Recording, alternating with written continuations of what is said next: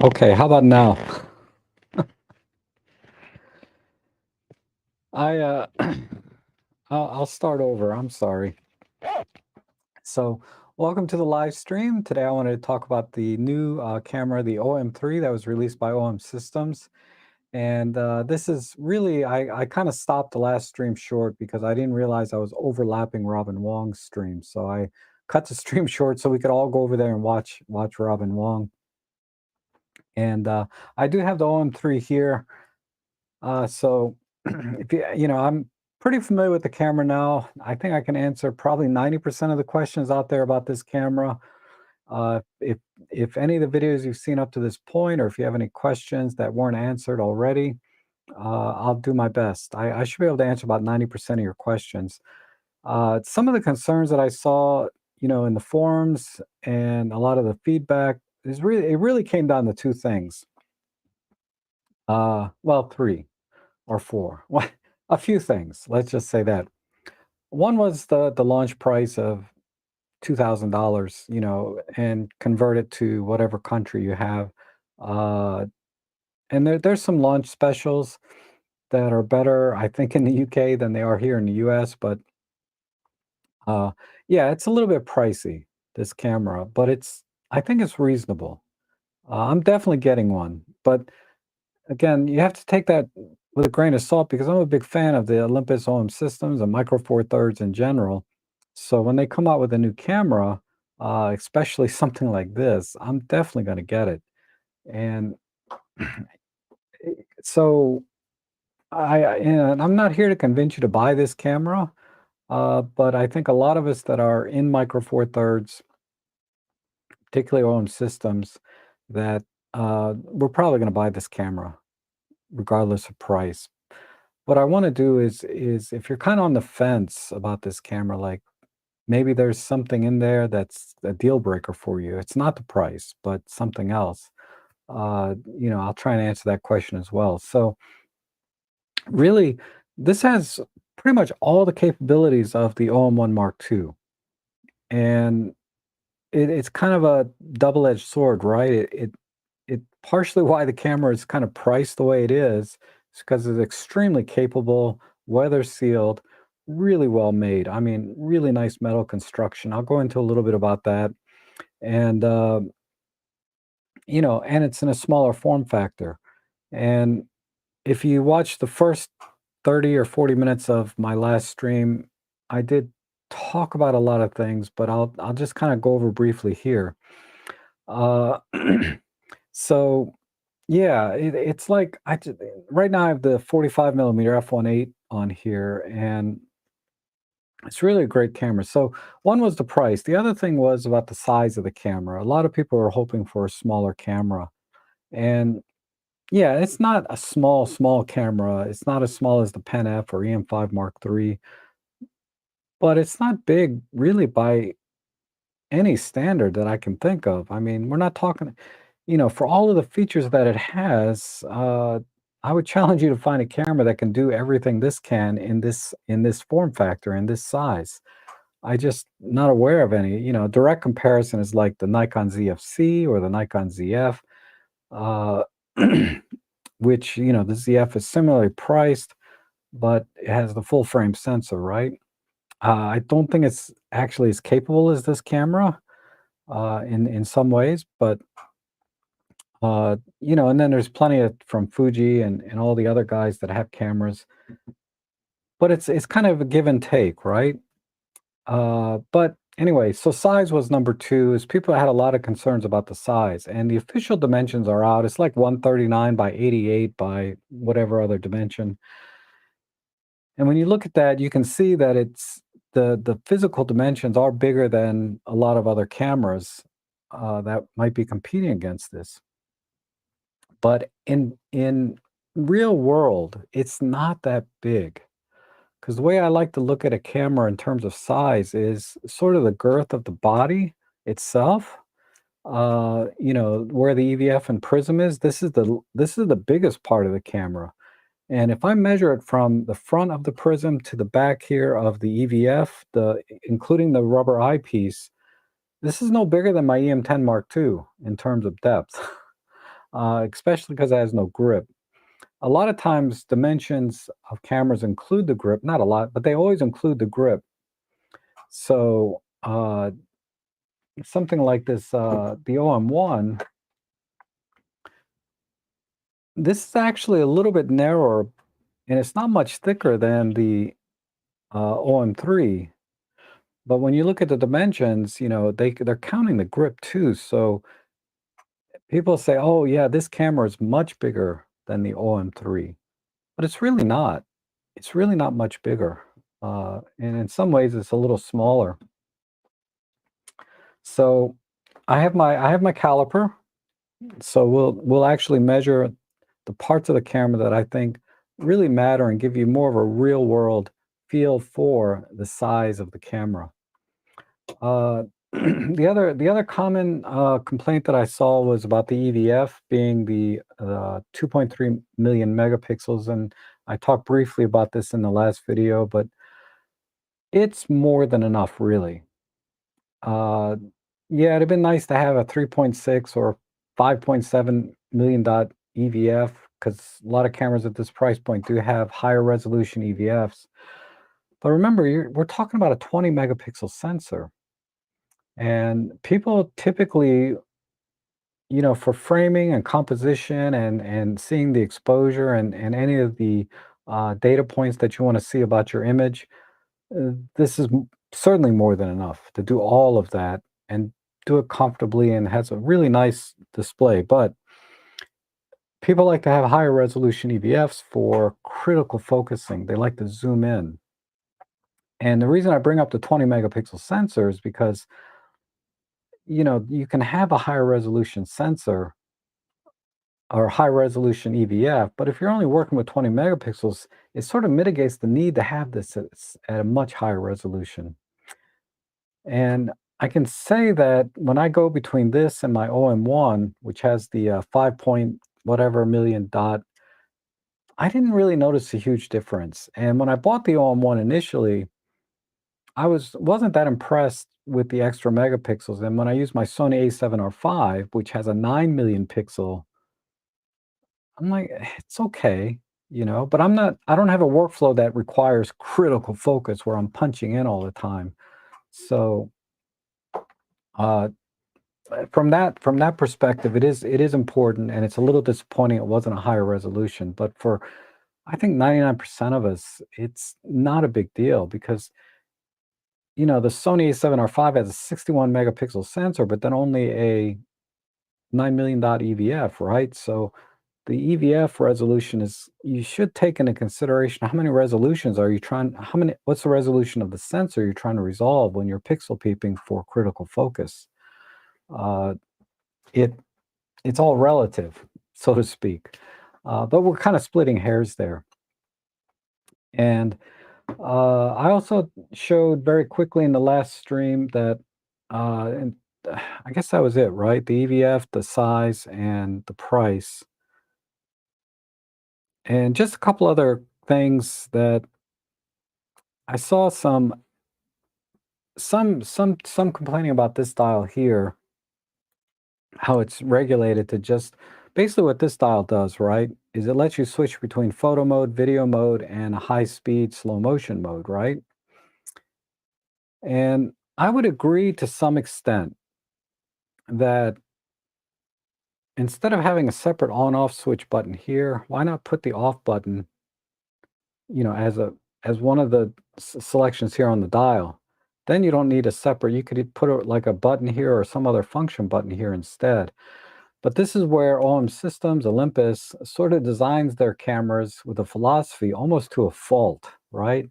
They've been using this left side on off switch since the film days. And a film camera kind of makes sense to do that because you could leave the meter on all day and it's not going to drain the battery. But a lot of people like to use the camera and flip the camera, turn the camera on and off as they're shooting to extend their battery life. And on a camera like this, uh, or really any digital camera, it makes sense that a lot of photographers have that workflow when they're going out shooting. So what I've done is I've reprogrammed this button here to turn the camera on and off, the little lever switch, because this lever switch seems more appropriate for sports action wildlife type photography where you want to quickly change from, say, all focus points to a single point. So you want to change your targeting mode very quickly. That makes more sense in sports action where your workflow is very fast, right, in a fast-paced environment. But for a camera like this, I think it's fine to just reprogram this lever uh, to just be an on-off switch. And then I think you can reprogram this. I haven't tried it yet, but you can reprogram this to be the lever function to switch targeting modes if you want. Another thing they could have done with this mode dial, I'm already going to the what I want to change about this camera. Uh, because I had talked a little bit about it before, is they can almost, but there's a problem. They can almost uh, take these four things. This is the creative dial, right? So you have the color, monochrome, uh, art filters, and the color wheel, color creator wheel. They could have put all four of these on this dial, right? Uh, so now you got this dial. Will switch you from photo mode to movie mode to slow and fast to the color wheel, creator wheel, monochrome, all of that, right? They could do that, but it would cause one problem in the workflow, which you would have to work around, and it's not a big deal.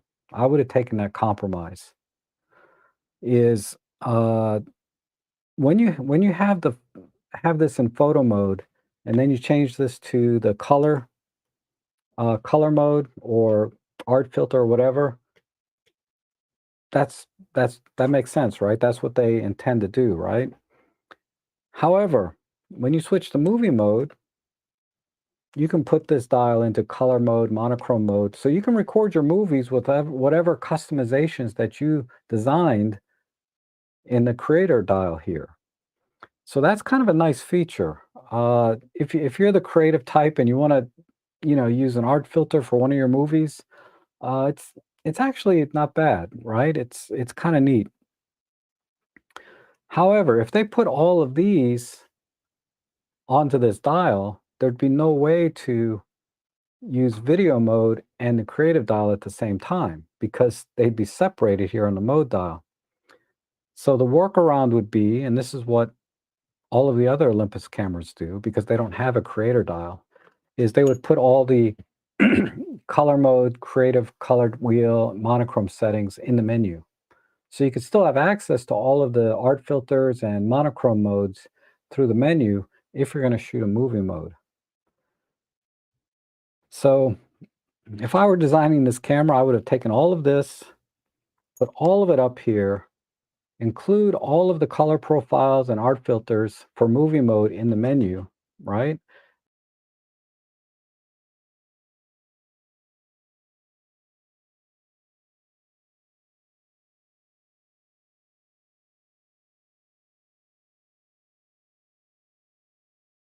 I, I don't know why I went, why that flipped out. Anyway, we're already kind of sparse on buttons, right? Because there's no joystick here. Not a big deal. I kind of got used to it since I got the OM1 Mark II. I didn't care for it on the EM1 Mark III because joysticks were relatively new to me. But then after using the OM1 Mark I for 3 years, I really like the little joystick now. So I do miss it a little bit, but it's not a deal breaker for me. So if you look at the OM1, they got two buttons right there, right? That would have been awesome.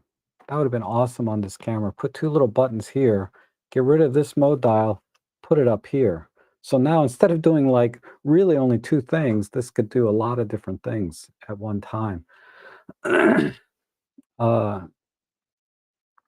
and that's really the only criticism I have about this camera is this one dial. I feel like it's really underutilized, and by putting this over here, it's just creating an extra dial for no reason, right? Maybe make this dial control the, like on the Fuji's, manual focus, continuous autofocus. You know how they have that dial? That could be one option because a lot of people like that. I don't like it, but a lot of people like that. You could have done any number of things with a dial here or put 2 buttons and just moved all that creative stuff up here. So all that said, I love this camera. I'm definitely getting one. I'm gonna wait for my local camera store to get it in stock and pre-order or order from them. Because I like to give the local camera store as much business as I can. Uh, but yeah, this is and it's District Camera or districtcamera.com. So wait till I get mine before you order from them. I don't want them to be sold out and I not get one for 6 months, assuming this does well. And I think it will. I think it will do well. So that's that. So I'm gonna stop here, but then we're gonna pick up. I'm gonna pick up again and take over with this, and we'll look at the actual dimensions of this camera, not just what they publish, height, width, and depth, because that's very, very misleading when you start to use the camera, like when you hold it in your hand. Okay, let's see. Let me go up to the top here. Paul Edwards says, "Can I design something different fed up with the retro cameras?" It's kind of a trend, right? I mean, the ZF came back because Nikon had this DF back in 2012 or whatever, and then they didn't do it again until the ZFC. And I think that was largely inspired because Fuji has their X100, and everybody's going crazy for retro right now. So, but there's still a lot of cameras to buy that are not the retro style. But I agree that it'd be nice. I think the heyday of having a wide range of different camera designs to choose from is gone, unfortunately. The market is just not where it was 5, 10 years ago when it was kind of at its peak and you had a plethora of choices, right? You still do, but not to the degree that you did back a few years ago, unfortunately. But so I agree with you to some extent that I would like to see a more variety of styles of cameras other than these retro designs and come up with something new and innovative. I mean, think about like in the early 2000s when they were coming out with cameras that would bend and fold. They had cameras that had interchangeable modules. They had cameras, uh, what am I thinking of? Well, you get the idea. They had all kinds of different designs that were crazy.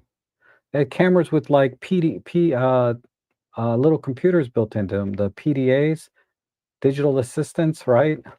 Uh, I mean, they had so many crazy designs, and they're very collectible now. But yeah, I I agree with you on that. And let's see. Please check the EVF. It's only 2.3. How much difference do you feel to the EVFs with 3.6, and how is the image quality, noise reduction, dynamic range compared to the EM1 Mark III? Okay, so I'm going to compare it.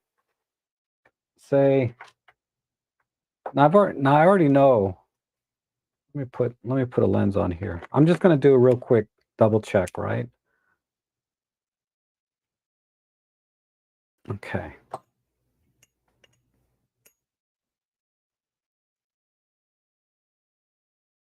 Let me put these in the same mode.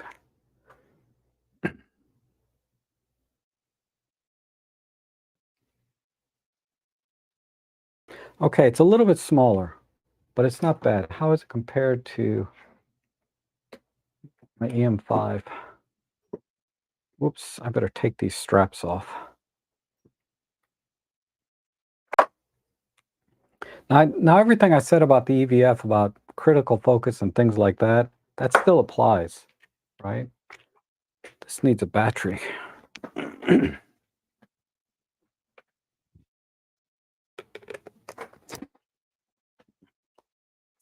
I just want to see if it's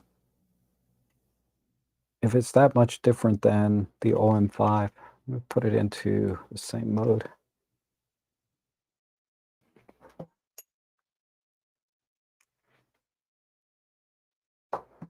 And then this one. Okay. The OM1 is definitely nicer, mostly because of the magnification. To my eye, the EM5 Mark III, which also includes the OM5, right? Virtually identical. I really don't see any difference between these two.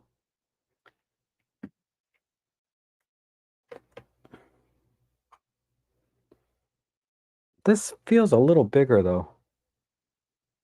But you're more worried about the resolution. So if I punch in,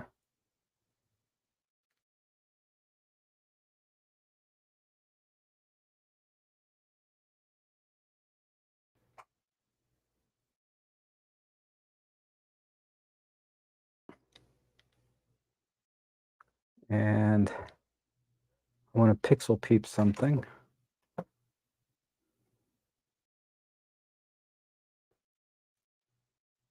Yeah, honestly, like I said, for pixel peeping, I don't see even there much difference. But where I notice the difference, ironically, is actually when I'm recording video. And you don't use the EVF much when I don't use the EVF much when I'm doing video. But I did feel like it was sharper and clearer to see. Because in video, you don't really have the you can punch in, but you don't generally zoom in when you're doing video. But when you do to check critical focus, the larger, higher resolution EVF is easier. But to check critical focus on regular RAW files, JPEGs, it's not that much difference, in my opinion. Now, when it comes to image quality, this is also pretty much a known quantity. There's extremely, there's almost no difference between any of the 20 megapixel sensors from OM Systems and Olympus. You do start to see a little difference at the higher ISOs, okay? Where you get a little less red banding or something. I think I have a comparison. Let's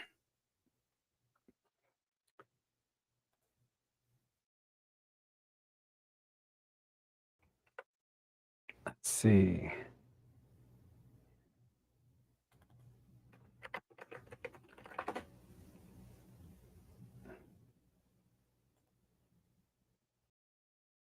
So what I'm showing now is my Flickr page. So this is sort of by newest, right? Yeah. So it's much further down. So I have these kind of things. I'll just put a quick link to one of them. Well, let me put a link to this album.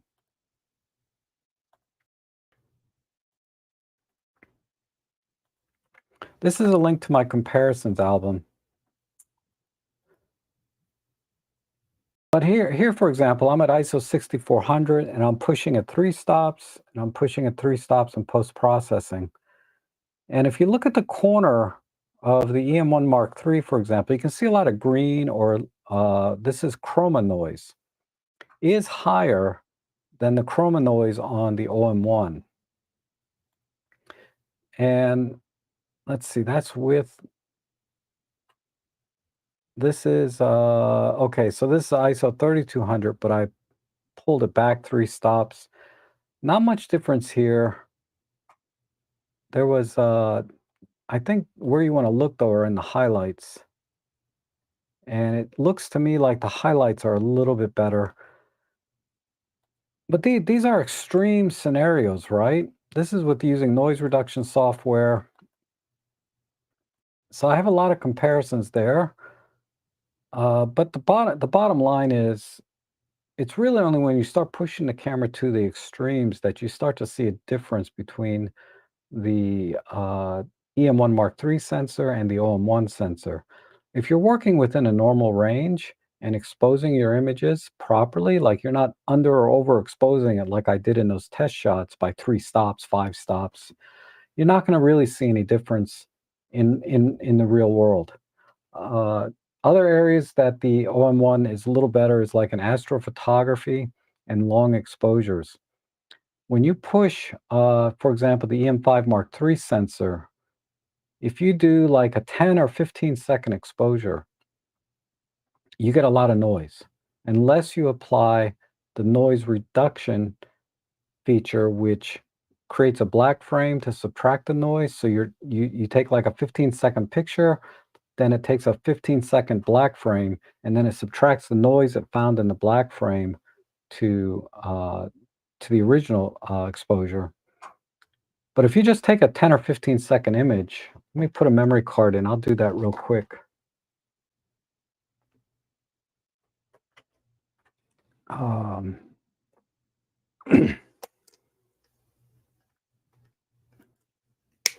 And I should have a HDMI cable here somewhere.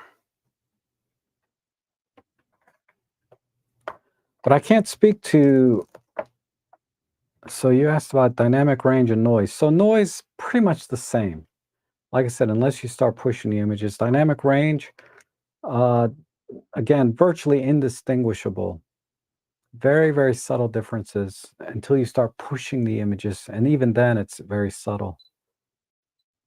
So I'm going to go into shutter priority. Let's see, what camera is this? That's this one, right? Okay. So I got to close your comment here. So let's go to a 10-second exposure. Let's do 15. And let's help it out a little bit.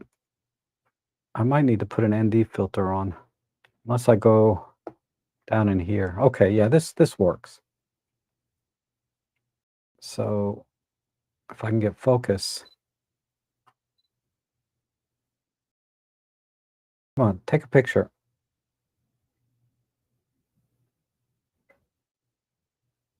All right, you know what? Let's just do manual focus.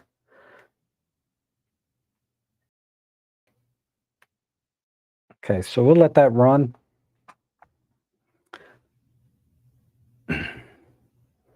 And then I'll do the same thing with the the OM3, and you'll see the difference. Hopefully I didn't turn noise reduction off. So there's this process here, noise reduction.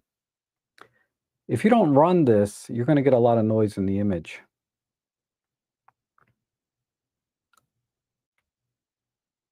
So if I show you that image,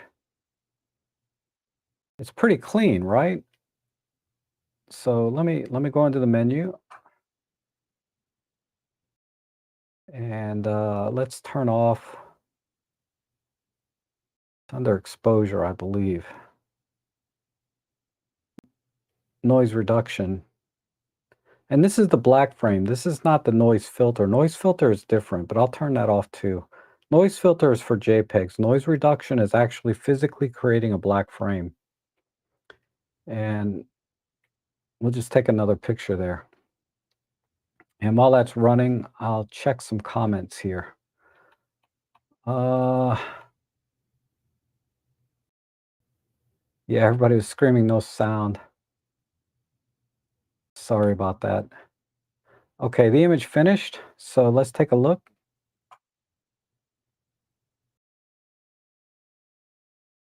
Of course, it looks fine. I'm not seeing all of the noise. Oh, let me do it this way.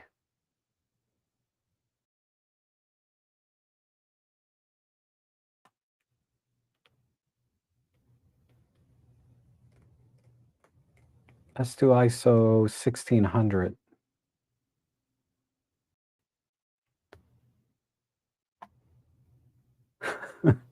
Isn't that the way it is? Like, I'm trying to show you something and then it's perfectly fine, right? It's like when you take your car to the mechanic. I swear to God, it was making that sound. Now it's not. I keep pushing the wrong buttons here. So are we getting noise in the shadows or not? We're still not. So what am I doing?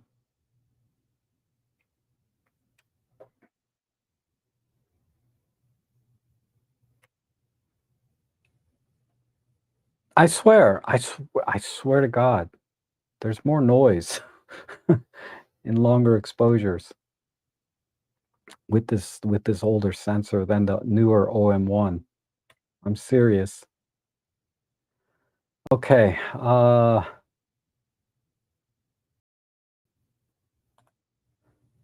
Rob, can you tell me if the OM3 has framing guidelines when focus stacking? Yes, like the OM1 Mark II really missed the feature when focus stacking with the EM5 Mark III. It does. I will double check though.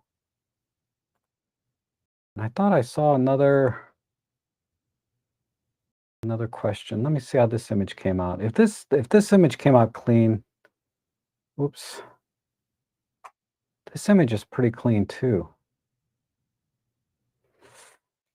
Damn it, I'm having trouble reproducing the problem I was having. But there was a time when I was doing some like nighttime photography of and particularly night sky, and I was getting a lot of noise in the EM5 Mark III.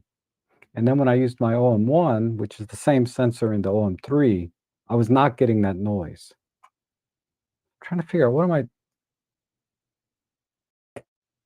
I know what it is. I know what it is.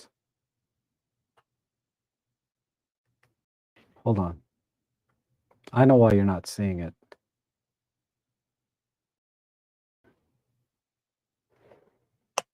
Okay, so I have that image. Okay. Now I'm gonna hook up the OM3. I didn't need to take another image. I think what it is when you look at the images on the back of your screen, like I was doing here for the live stream,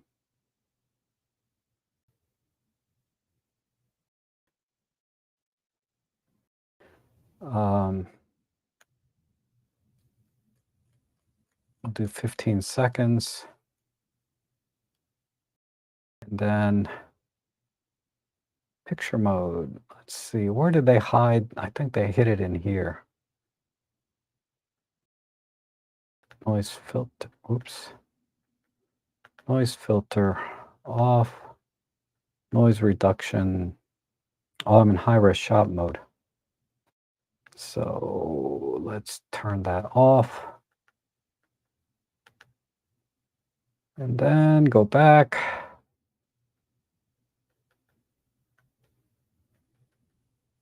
Noise reduction off. Okay, so let me take another 15. Oh, and then manual focus.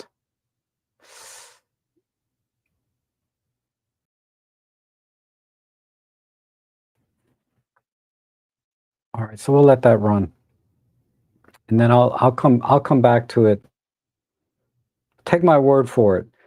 The OM1 sensor and the OM3 sensor has less noise for longer exposures, a lot less noise. Because the heat buildup generates a lot of that noise. And then you were looking for framing guidelines. Okay, so let's take a look. Okay. Well, before I do that, let's go into the menu. And I gotta hide your comment. I can't see the. So focus stacking. Oh, it doesn't, I can't access it when I'm hooked up to HDMI. So let me do it this way. I'm going to aperture priority. Focus stacking. Oh, lens not. Okay.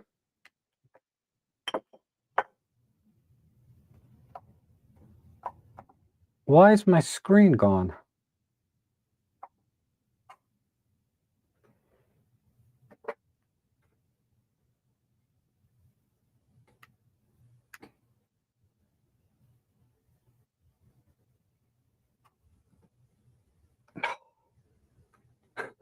I'm having all kinds of hiccups here.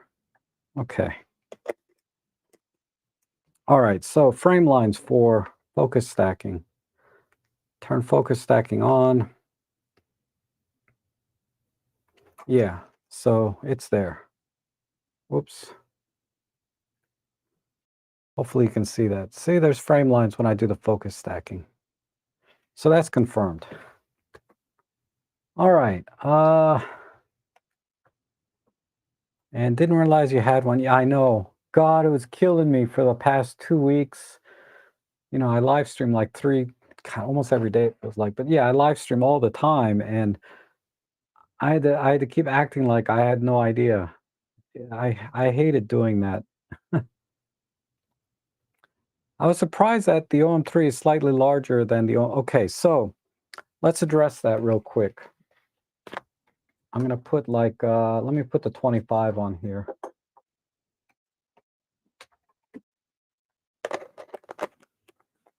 Okay, so here's the OM1, oh, I'm sorry, OM3 with the 25.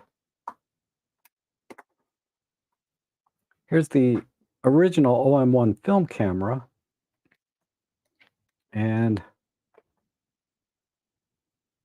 let's see if I can get this in frame. It's slightly larger, right? Can I level this? It's slightly larger, right? Let me see if I can get it flush. Okay. I mean, really it's you know, you have to pixel peep to see the difference, okay? All right, now in terms of height,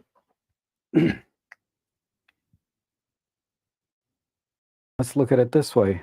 There's the difference in height. So it's about 3 millimeters difference in height. I'm just guessing. Let me level these. Okay. And then from the top,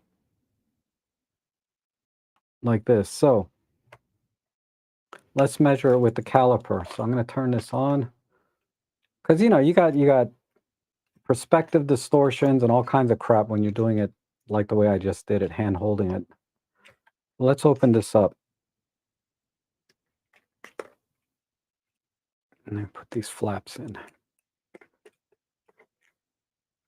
And get the cable out.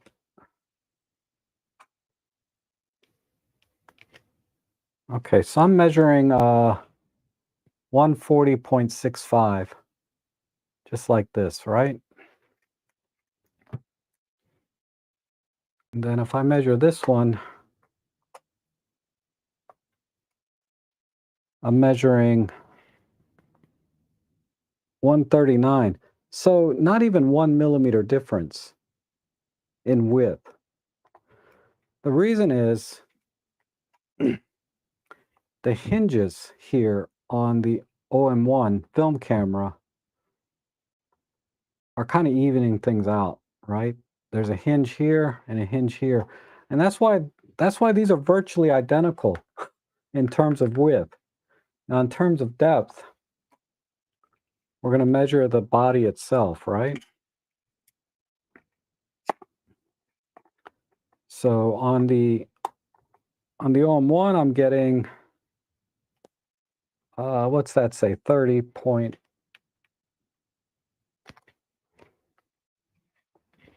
30, okay, hold on. Let me get it right to the center. Okay, so 30.87, right, like this.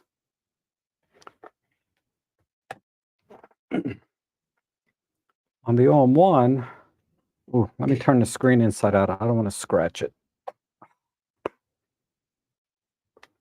On the OM1 on the same side, it's definitely bigger.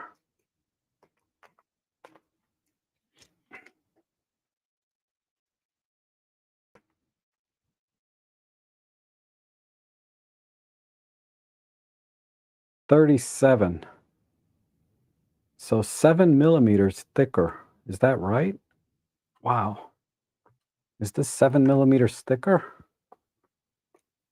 Yeah, it's quite a bit thicker there. So yeah, we have 7 millimeters thickness here on that. And then for the overall height, we'll just measure to the prism. And I'm getting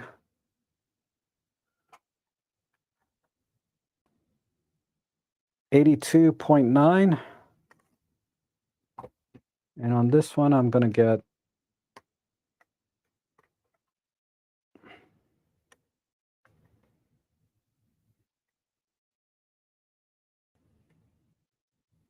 89. So it's about 7 millimeters taller.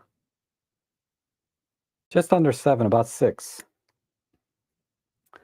So yeah, 6 millimeters taller at the prism, about 7 millimeters thicker here. But the overall width is about the same. Now, including an equivalent lens, this is the 25-1.8. This is the 50-1.8, right? So let's see that way. You know, in for all intents and purposes, let's see. Does anybody care I'm doing this? I don't know. I thought it was interesting. So I got 84 like this. And with this camera, I'm getting 82. So it's actually 2 millimeters thinner with the same focal length, as is obvious when you look at it this way, right? Now, also have a scale. Let's do the weight.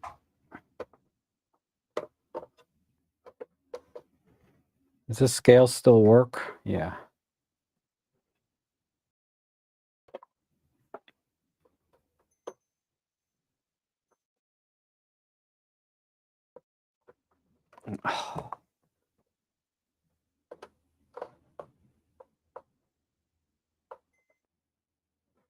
What?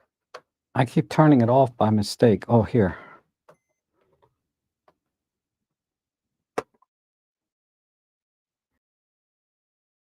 I don't know why my camera's gone. We'll use this camera, the EM10. 670 grams plus a I don't know, a roll of film would weigh something like that. 680 grams, right? And then with the lens, let's see, 646 grams. And this one is,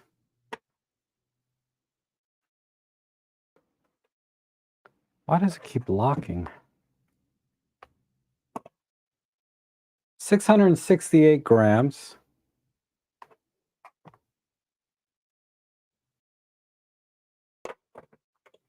I have it on lock for some reason. Where's, oh, unlock it. 640 grams. So this is about 20, 30 grams lighter. Oh, I'm over here now. This is about 20, 30 grams lighter with the lens. Anyway, there you have it. Okay. So slightly larger.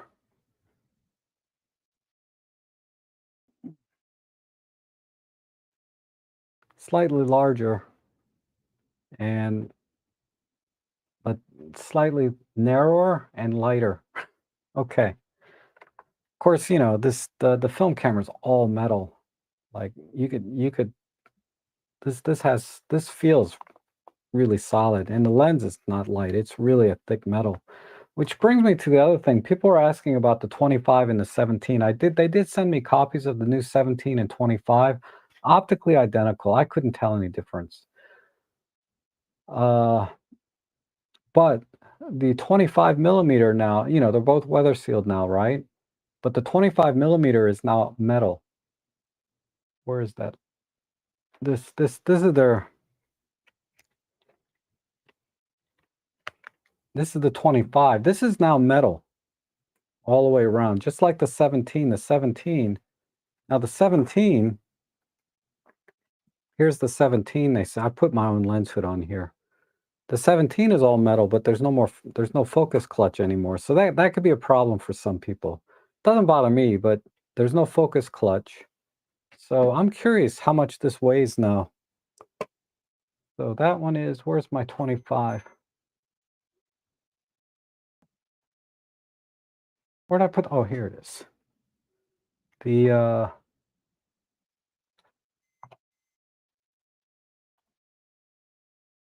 so the new 25 is 156 grams. The old 25 was 134, I'm over here, 134 grams. So this is 156 minus reset. How do you reset this thing? 130. So 20 grams difference.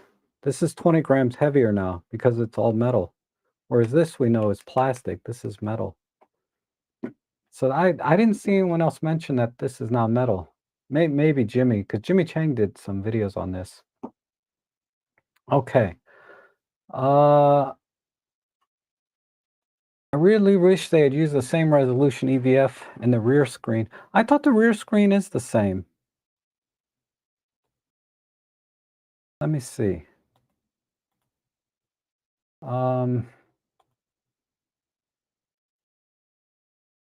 Rear monitor is 3-inch, 1.62 million dots. And the OM1,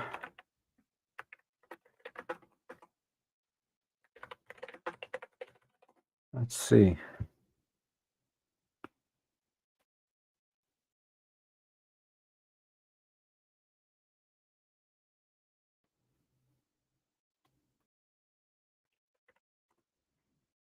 OM1 Mark II.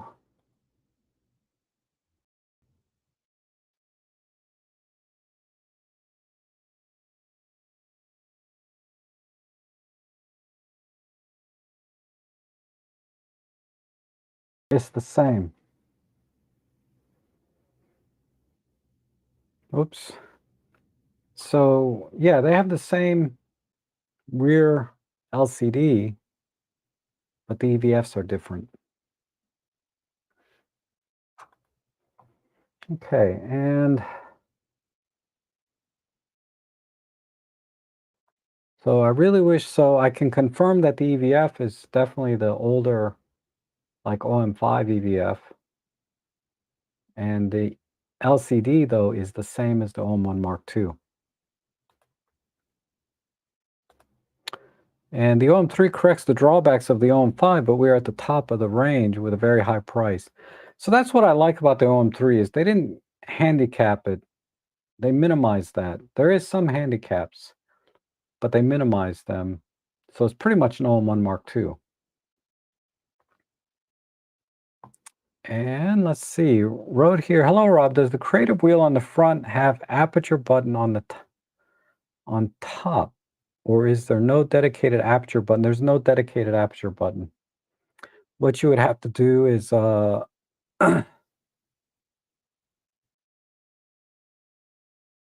I mean, by aperture button, I'm not familiar with that in any of the cameras, to be honest. Uh, if you mean exposure comp, there's no exposure comp, dedicated exposure comp. You would just assign, and by default, the front and rear dial becomes exposure comp depending on what mode you're in.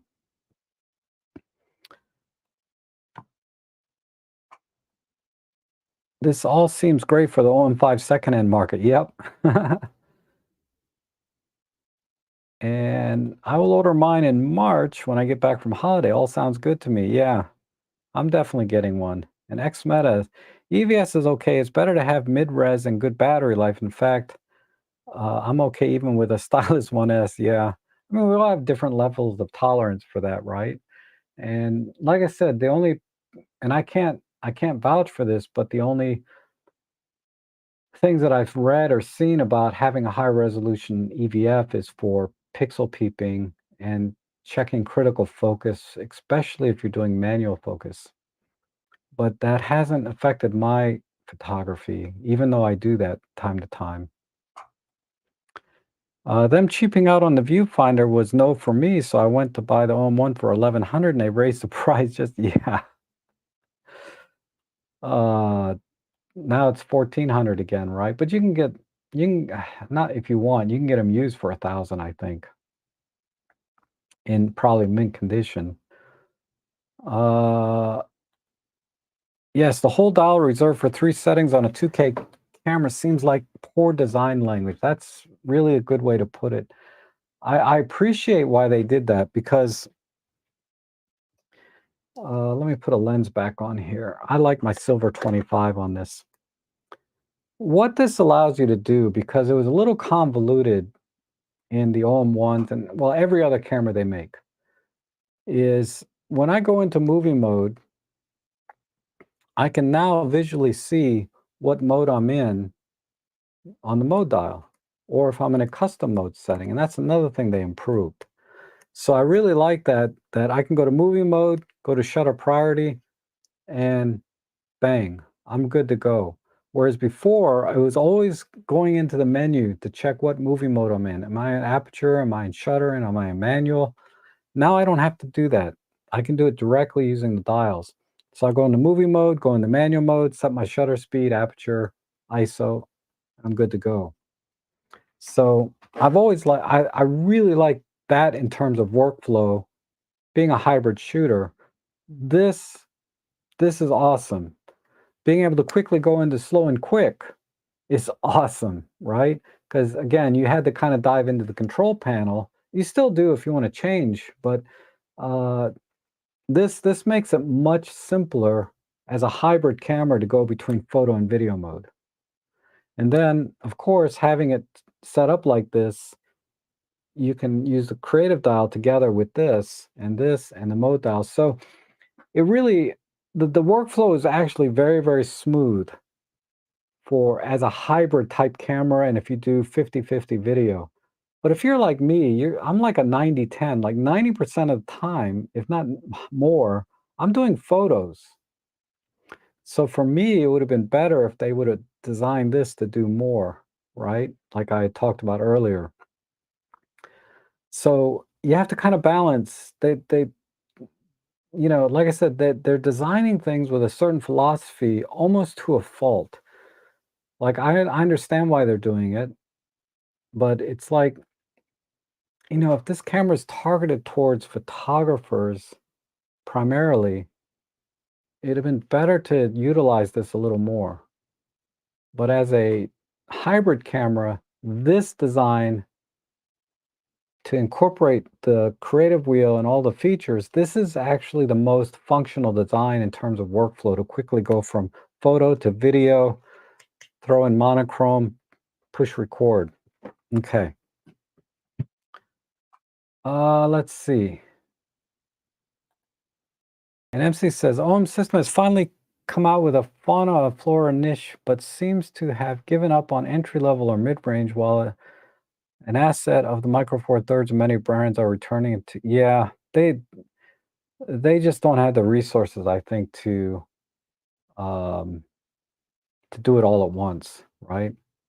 So let's say they have 10 engineers. I don't know how many they have, but just take a number 10 and they say, okay, now let's work on this.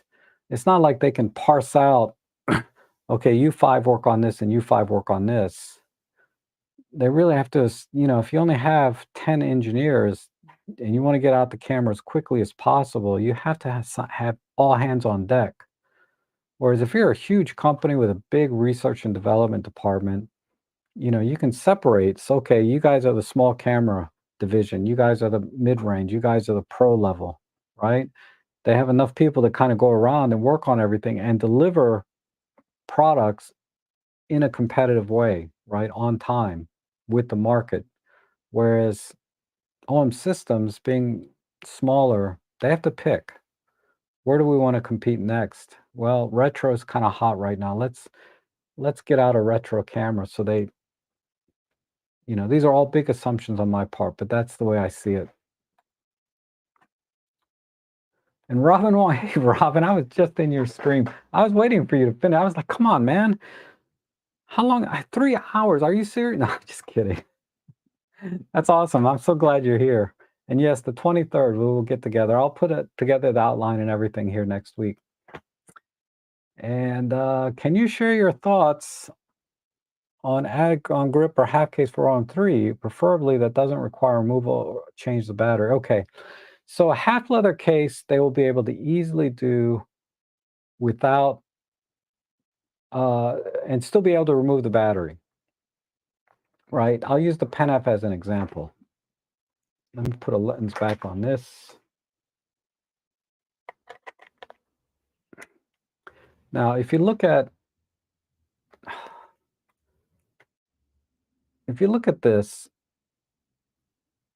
I want you to look right here. Look how thin this part is between the battery door and the body.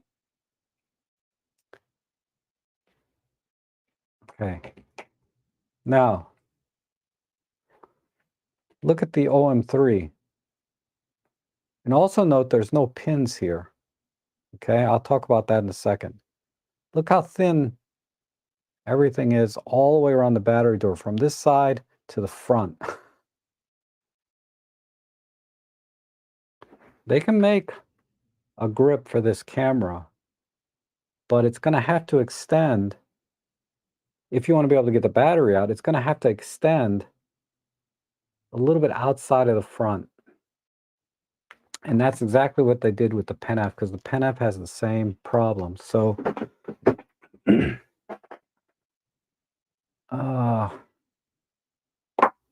where's my PenF grip? Too much stuff here.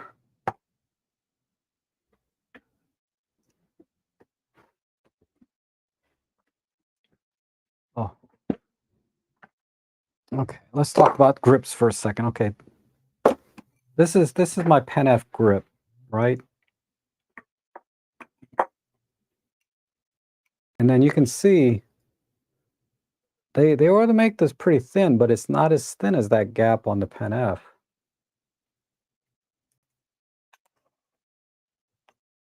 But what they did was, if you look closely,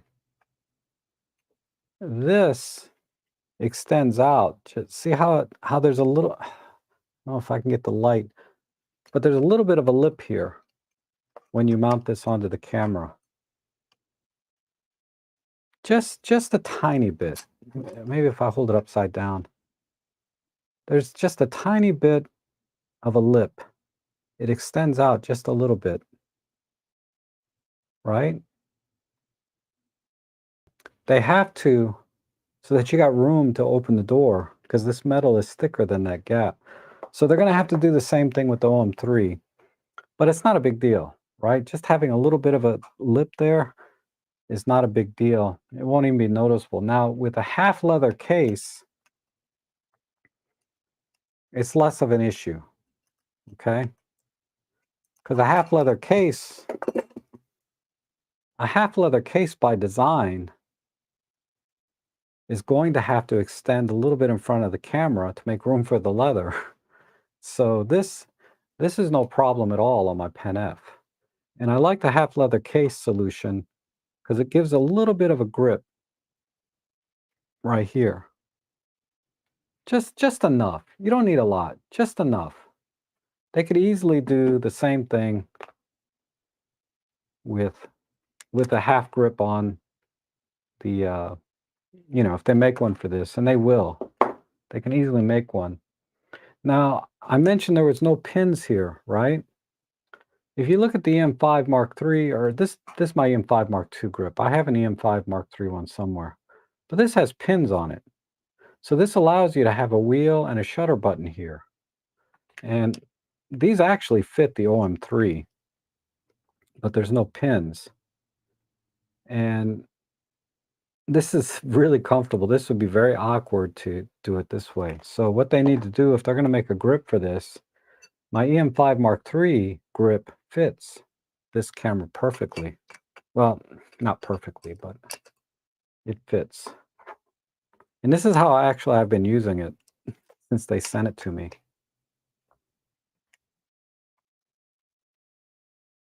Let me just mount that on. Okay. So why is that on? It's recording. So you can see I still have access to the control creative wheel. It doesn't fit perfectly, but it makes this so much more comfortable to use with just a little bit of a grip. And then I have a full Arca Swiss plate. Most likely I'm going to get both. I'm going to get a grip and I'm going to get a half leather case. But whatever grip they make, it's not going to have a battery and it's not going to have a button and wheel on it. So it's going to have to be something like this where it just comes up to about here. Because if they made it too tall, it's going to make it hard to get your finger over. You have to be able to kind of have your middle finger here on top like that. Because if your middle finger's way down here, this makes it a hard stretch. So you have to have a little bit shorter grip here. So you can get these two fingers on and do like that. And this will be perfectly fine. And of course, you know, as I showed in the last stream, you can see that how much bigger the OM3 is compared to the EM5 and OM5, just a few millimeters on each side, right? So, okay. So that's everything about grips. I would prefer the leather grip on that camera for probably 99%. And the Chora says, my favorite dial was on the G. I'm not familiar with the GH2. I have to look at that because they're probably selling for next to nothing. A GH2 might be fun to get one. The movie photo mode is linked to C1, so movies and photos each get their own. Yes, so that was the other improvement. But in addition to that, so when I have this in movie mode, right? The C1 through 4, 1, 2, 3, 4, 5, there's 5 custom settings here, are separate from, if I put this in the photo mode, now the C1, 2, 3, 4, 5 switch to the settings you saved for photo mode. So you actually have 10 customizable functions, right? 5 for photo, 5 for movie. In addition to that, you can name the, and that I got to show you because that's new. My OM1 doesn't have this. I don't know if the OM1 Mark II has it.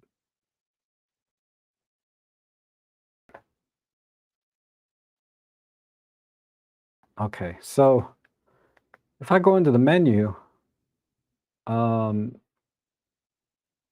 custom mode, I can't do it. I can't do it on HDMI. Is that why? Let me put this in the regular mode.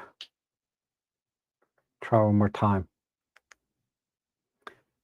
Okay, so custom mode for, but you see here it says custom mode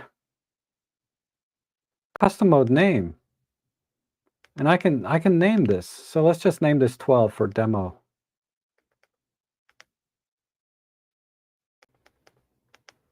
Oops, yeah. So now C3 is named 12 for whatever reason. And then I can assign. So now C3 set is signed. And I can do the same thing for movie mode. If I go into movie mode, let's see if it'll let me do it. It won't let me do movie mode. At least not when I'm attached to the HDMI. There it is. I can do it if I'm not attached to HDMI cable. I can assign names to each of the custom modes. So that's new to me. I don't know if the Mark II has it, the OM1 Mark II, but so that's pretty awesome. That is pretty awesome. Because you used to have to do that using the OI Share app, and you could name them and save them in your phone. But you couldn't do that in camera like you can now. So yes, thank you for reminding me about that.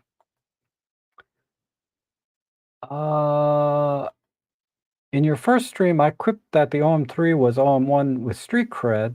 As Robin pointed out at the end of his stream, OM system may now actively be courting street and non-bird. Yes, I agree. This is not a birding wildlife camera, even though it is certainly capable of all of that.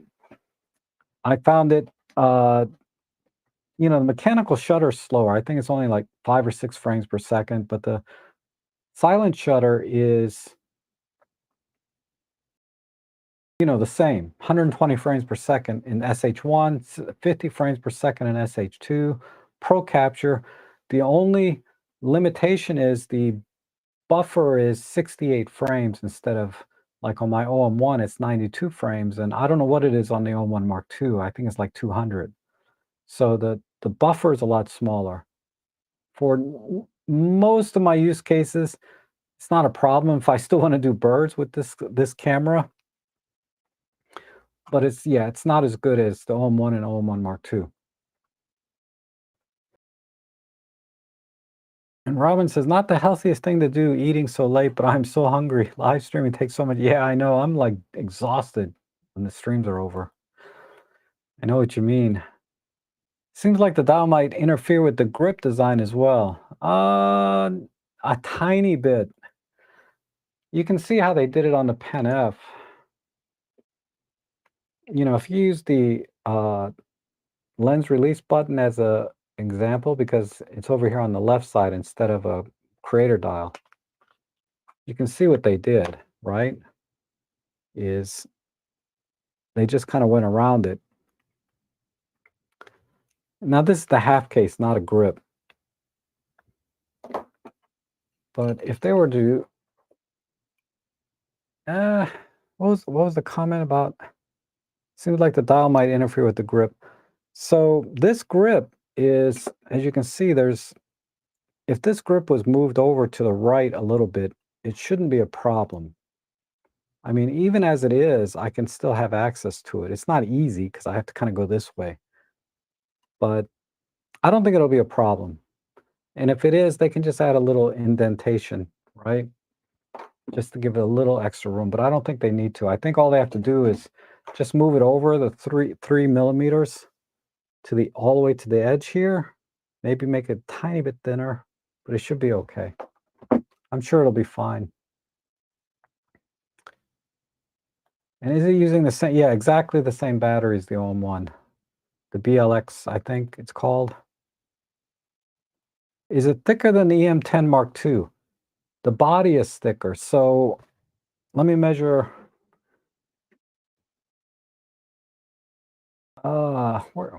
Where did I put it? I have all these cameras here. Let me turn this camera on. This might be easier. Let me see if this, yeah, this might be easier. So, now where's oh, here it is. God, all these cameras starting to look alike.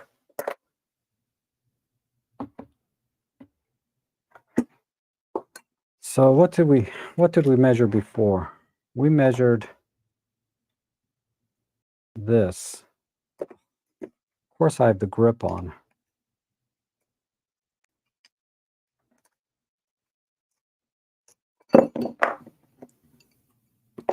I didn't write these things down, but let's measure this part, this thickness. I guess I could measure the thumb grip too, but let's not do that. Let's just come on. Let's just measure the body.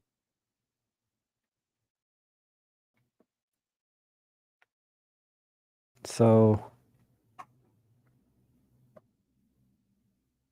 we'll just say almost 36 for all intents and purposes. And then my EM10 is all, I'm using it actually now. That's the camera I'm using for the live stream. My EM10 measures 33.5. So what was this? 35. So it's 2 millimeters thicker.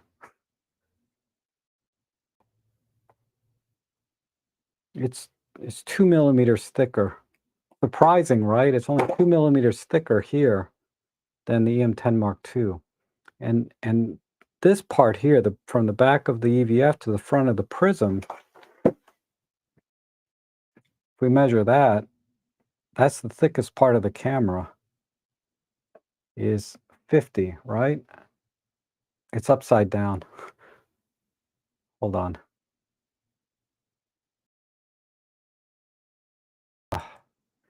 Anyhow, so that was 50. On my EM10,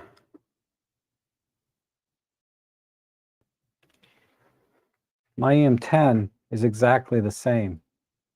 Let me put that right side up, 50.97. So the EM10 Mark II thickness at the prism to the EVF is exactly the same. The body is 2 millimeters. This one is 2 millimeters thicker. And then of course the width, we measured it like 140, right? Let's see what the EM10 is. The EM10 measures 118. I'm sorry, back this way. 118. So this camera is 20 millimeters, about 20 millimeters wider.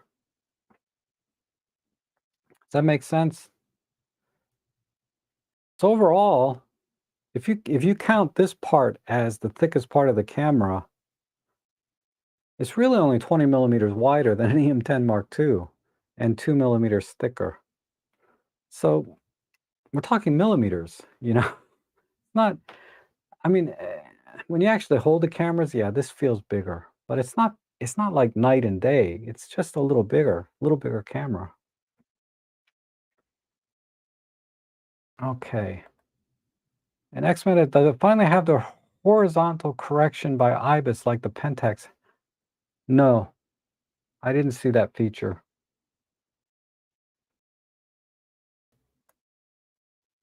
That is kind of cool. I've never used it, but that's kind of cool. I have to try that. I have a Pentax monochrome for those of you that don't know me.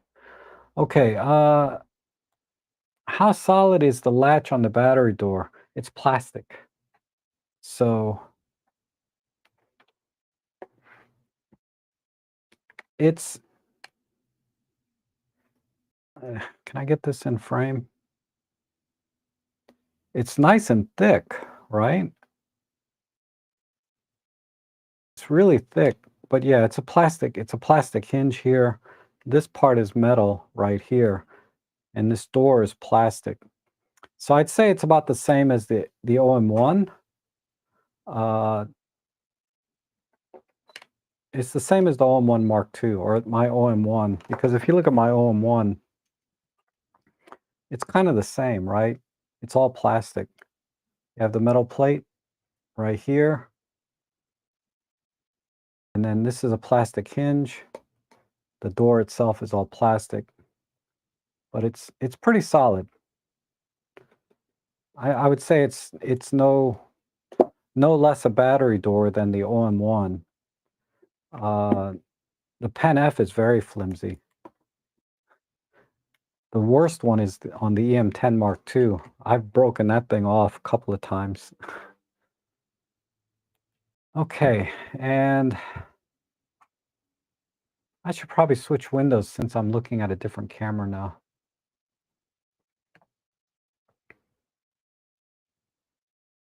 Nope, this window sucks. Let me go back to this window.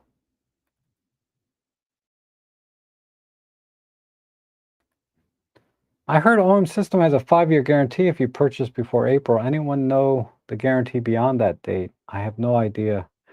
Uh, Typically it's 1 year though, sometimes 2. Yeah, sorry, I don't know what it is normally.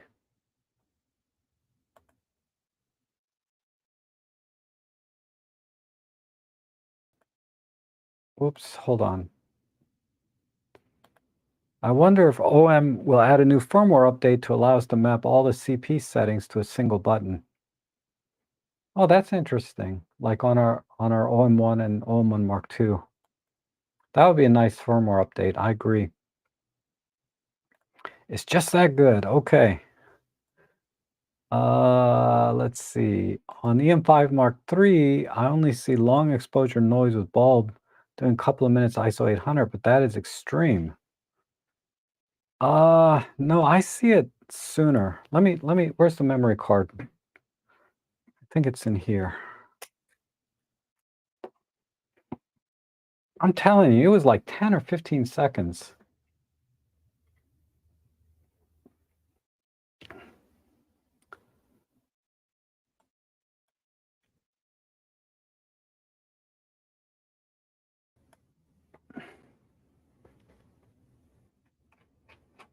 Gosh, my chat window jumped again. While these other photos are loading, I will go in the chat section here.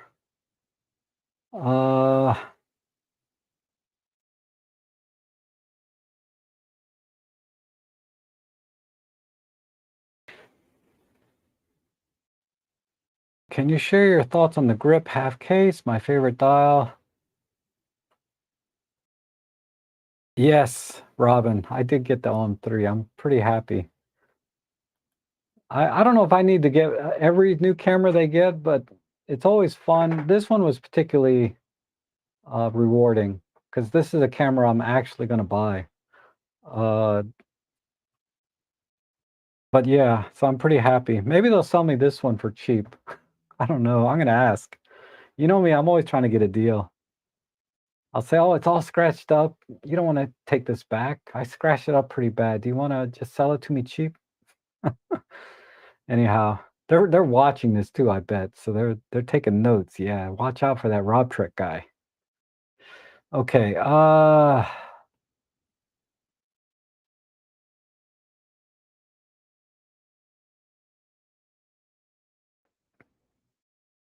I saw that. I heard the OM5 has, oops.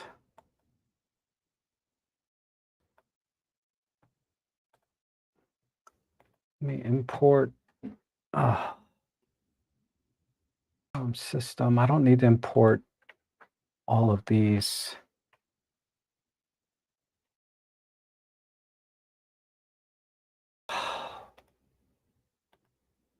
All right. I need to take about a 1-minute break or 2 minutes. You know, even though the camera is very durable, my bladder is not. I drink so much coffee this morning. So give me just a second here.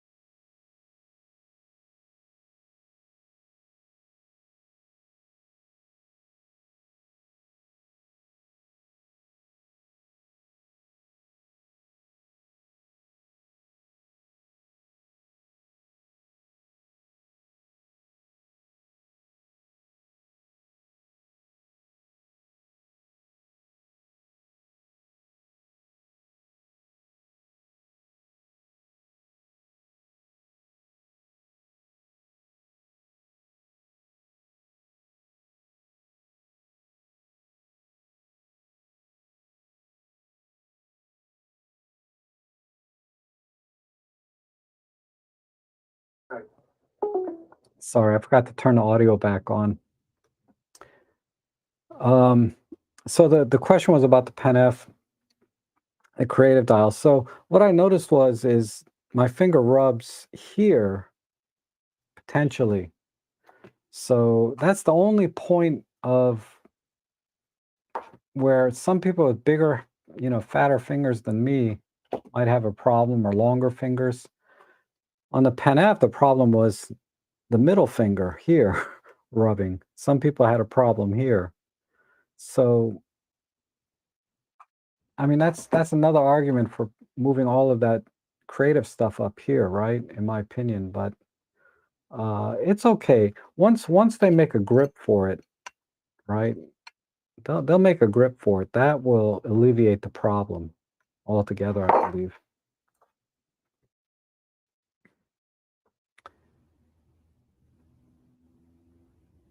Okay. EP7 users have any thoughts, as the creative dial appears to be in the same position as the OM3. Yep.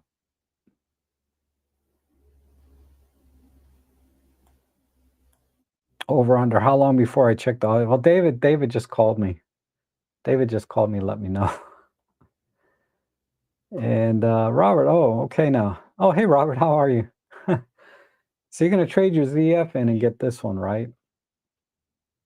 Okay, so I kind of went through all the measurements and the weights and things. You guys had any other questions? Any other like fine print type things that you didn't get answered in any other video? Because what I'll do is hopefully I didn't miss any.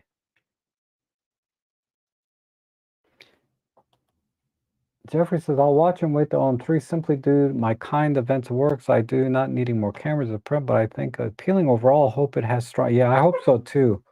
I really hope it does well, and I think it will.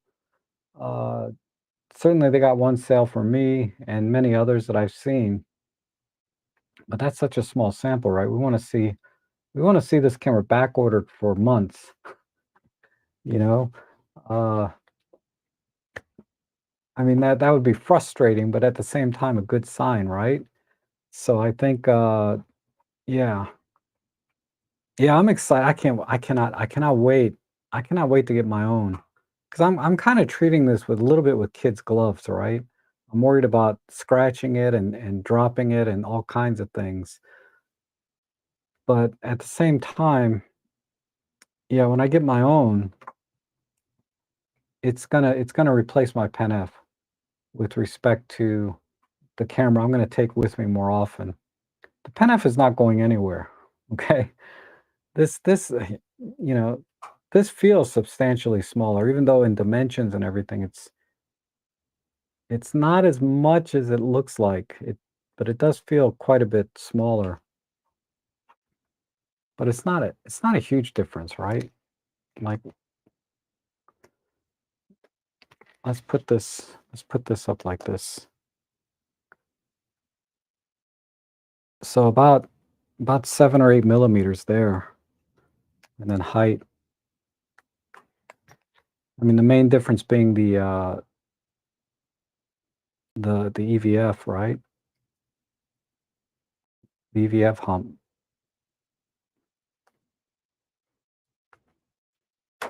Okay.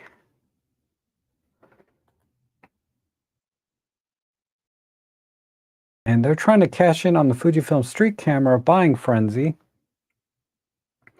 It works, then yes, they can sell this, maybe $15.99 or so, most likely worth less if they cannot hit the market craze. Time will tell, right? It's a free market.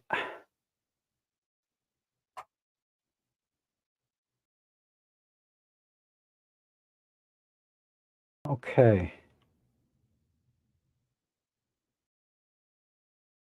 And David says you cannot name custom modes in the OM 1.2. Okay, thank you, David. So that is new. Then I haven't seen anybody else talk about that. So you heard it first here. Um, and the ZF is under 1800 and the ZFC under, yeah, I know. I mean, if you're going strictly for looks, right? They all look the same. They're all DSLR style vintage cameras. You can get a cheaper camera. Hell, you can even buy the original film OM1, but I'd argue none of those cameras you mentioned, the ZF or the ZFC, is as capable as the OM3. This has much faster shutter speeds. Like, this will go up to 1. Let's see what the maximum shutter speed is. And the frames per second is much higher too, right? 120.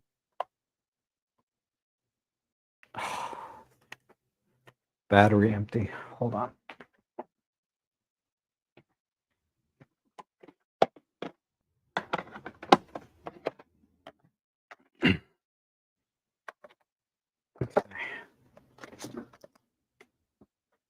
So, what were we going to do? Oh, yeah. No, what? What we're going to do? Something to do with the shutter. Oh, yeah, we're going to see how fast the shutter can do in silent mode.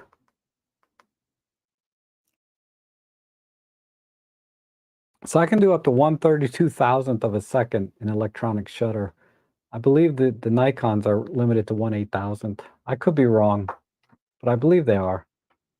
It's extremely rare that you need a fast shutter speed like that, but I'll give you an example. Someone was telling me that they do drag racing, and they like to capture the tires spinning on the back wheel, so they don't have to worry about rolling shutter and all of the other things that might be a problem with silent shutter. But they like to capture the wheel, like, expanding or something, and they can only do that with really, really fast shutter speeds. And 1/8000 didn't cut it, so they like the really fast shutter speed of, like, 1/32,000. That's just one thing, right? The frames per second, you can do 120 frames per second or 50 with continuous tracking. Uh, and then, of course, the high-res shot mode is seamless. The focus stacking is seamless in camera. The live comp, all the things that Olympus does. And then never mind the creative side with the color wheel, the saturation of the individual colors, and the various art filters. That's kind of, people got mixed feelings about that. I like them, but.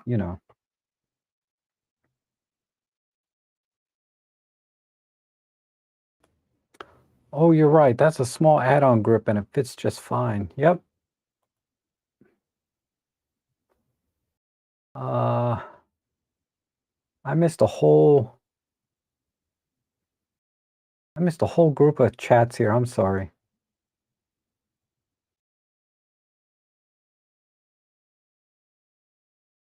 Yeah, just don't scratch the lens, right?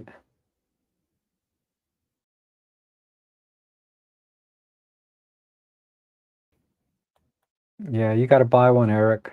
You and I will be OM3 buddies. Hopefully, everybody in the camera club buys an OM3. Okay, I'm sorry. I missed a whole section of chat here. So I think I'll start there.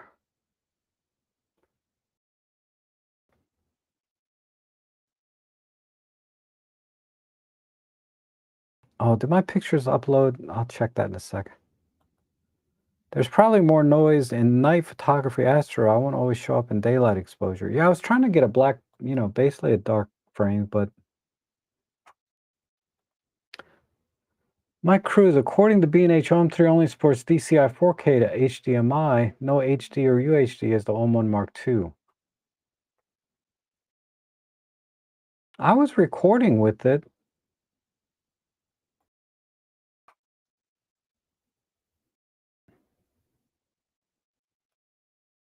Let's try that. That's a good one. Let's see.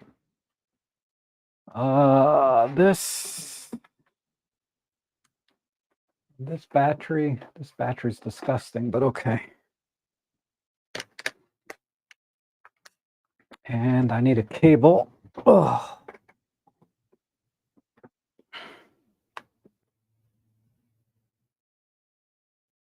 HDMI. And your comments, what? DCI 4K to HDMI. Actually, you know what?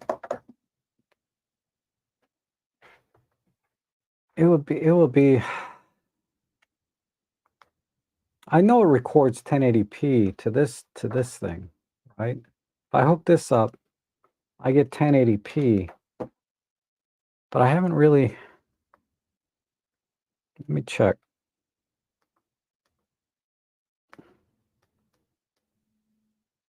HDMI output, record raw.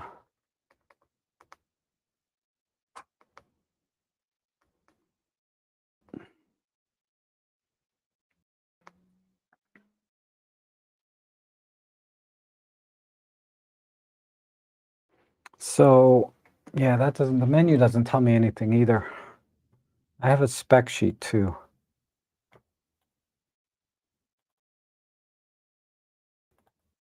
The official spec sheet says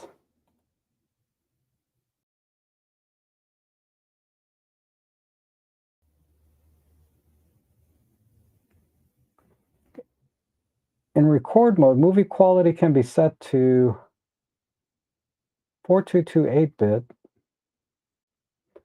So if you're going to record both externally and internally, it's 422 8-bit. And it'll do 4K, Cinema 4K, Full HD, and high speed. If you do,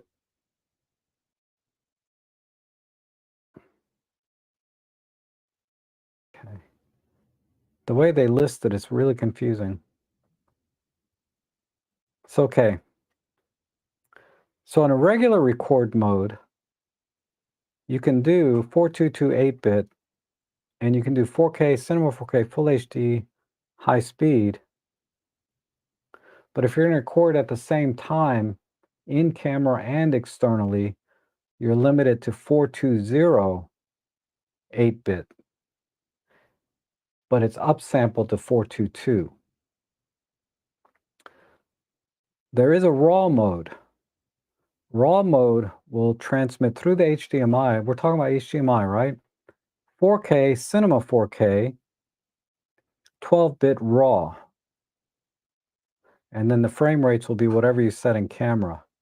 The footage cannot be displayed on the camera monitor, and no video or sound will be recorded in the camera. So if you're going to do RAW through the HDMI, it's not going to record internally.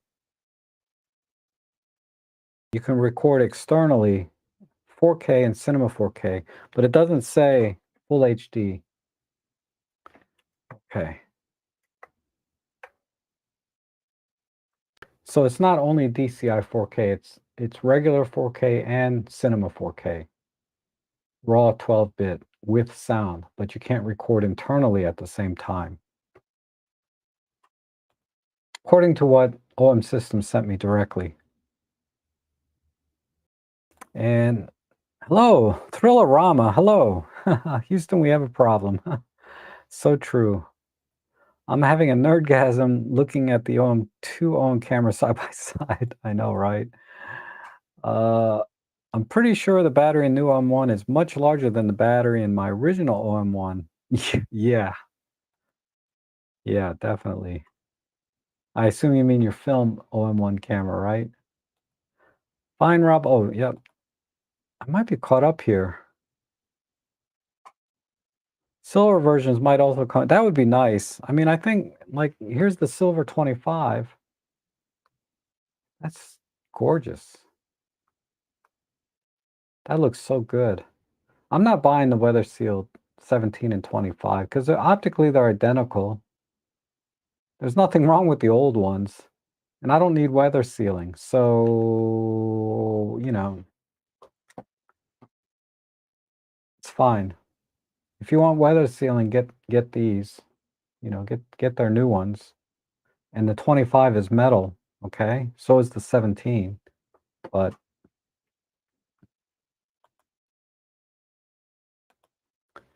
glad you use millimeters and grams, not like the average US inches and bananas and ounces. Yeah. I think what they meant by aperture was depth of field. Oh, damn. I'm sorry. The depth of field preview button. I don't know if you're still here, but you can assign depth of field preview. That I'm about 99.99% sure, but I will double check. Button.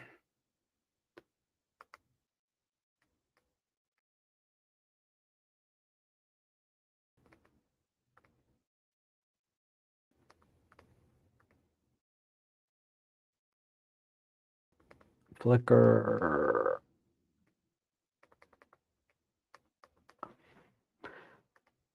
Okay, my percentages are going down now. 90% sure.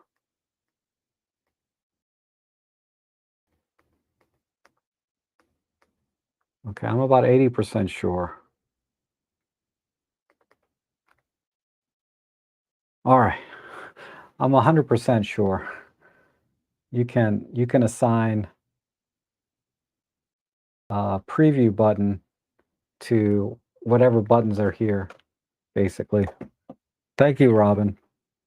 I couldn't figure out that because I never use it. So Road, I hope you're still here. I my bad. I misunderstood your question.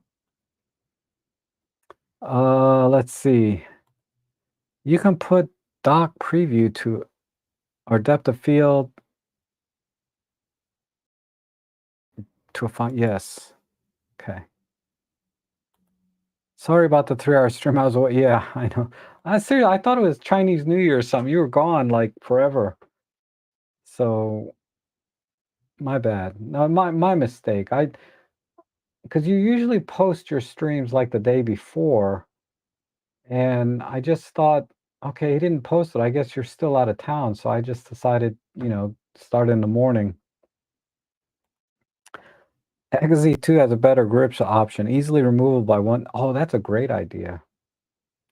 I think one of the old, Pentax KP or one of those had a removable grip like that too. And that would have been cool. Would love to see something like the Olympus Zuiko 12 f2 silver lens on this body. Oh, I used to have one. I sold it because I have a 12 to 40 Pro, so I just didn't see a need for another 12 millimeter lens. I didn't use it that much. I kind of regret it now, but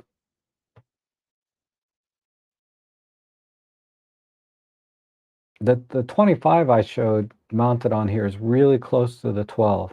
The 12 is smaller, right, than this. But this camera's so nice. So nice.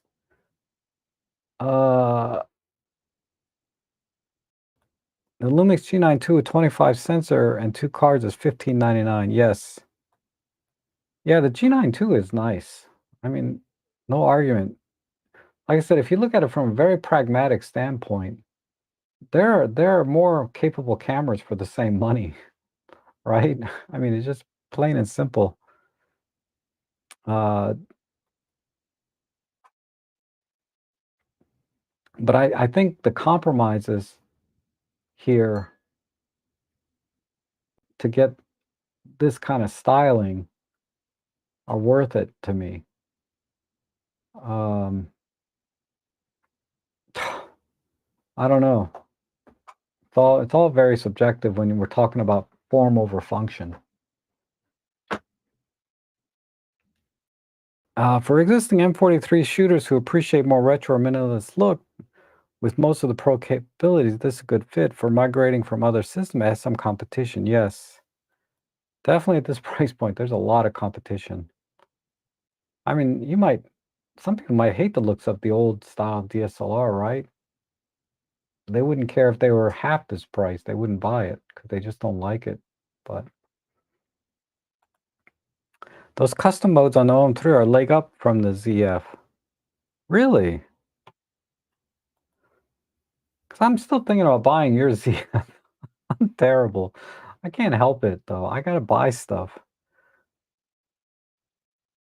And yeah, the ZF, yep. Okay, ZF comparisons are useless. So this is an interesting comment. The ZF comparisons are useless. In what sense? Uh, like there's no way you can compare Micro Four Thirds to full frame, or The Nikon ZF or the OM3 is so superior, it's not fair to compare. I need a little more context, and I'll be happy to share that with everyone. Okay. Uh,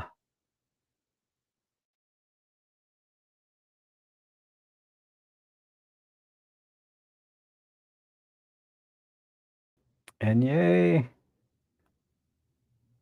Yes, Element, they sent me one. Finally, right after 8 years of YouTube supporting the Micro Four Thirds, specifically Olympus community. Um, that's one thing I'll give OM Systems credit for is they are working hard to uh, get their name out there via social media, right? So a lot of creators got the camera, and I mean, I'm seeing so many people trying Olympus OM system cameras for the first time, and not all of them, switch or convert from what they're using, but some of them, a lot of them had so many positive things to say about the cameras, and that's fair. That's very fair because if you're already in a system, you're invested in it, and you like it, switching to another system is it's a tough sell, right? For anyone.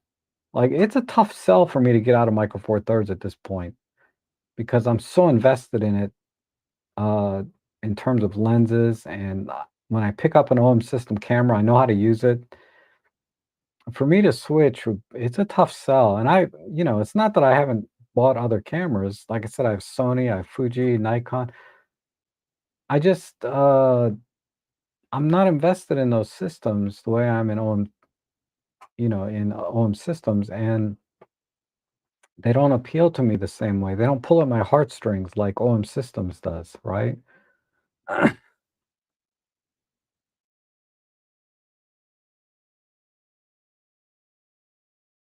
S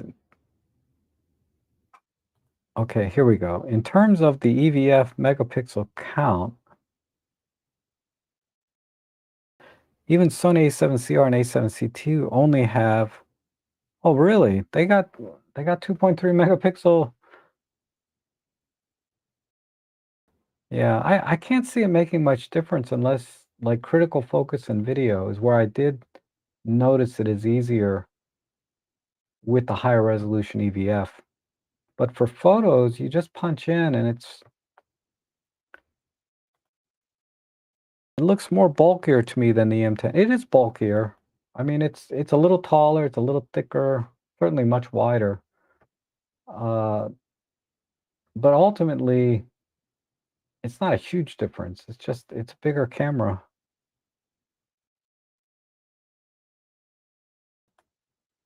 I'm going to say, I know you don't do much video, but I assume you mean petapixel notes that the 8-bit video has quite a bit less detail than the 10-bit. Same issue. I haven't noticed it. I mean, I shoot in program mode all the time, but I'm not as critical with my video. Uh, I, let me show you a clip. I think I have a clip. Well, there's no point to stream a clip of a screen capture of a clip. You know what I mean? You wouldn't be able to see any difference. I personally haven't noticed, but I'm not the right person to ask. I'm not as critical with video. Usually I put it in program mode, select natural color profile, and just record. Um, I'm gonna try the cinema modes and stuff with this OM systems, but I don't like to grade video unless I have to or just feel like it. But if I'm just recording stuff, I just record it. It's fine. I don't know how to put it. I don't put, I don't take video too seriously personally. EM10 Mark II looks great. Bought it new for some. Yeah, I know. Same as PL8. Trust me, 2K is too much for an OM3. It will go in the discount mode within 3 months. Could be. Could be. Um, We'll see. I think 3 months is a little bit fast. Probably by Black Friday. Maybe Black Friday, there'll be some really, really good deals. Either way.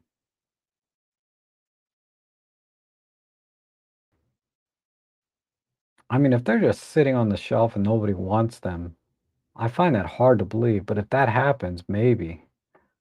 But they can't discount it too much below the OM5, if at all. OM5 is what, 15 at retail? You can buy them for like 1,000. So they'd have to knock when they're on sale. You can buy them for like 1,000 body only.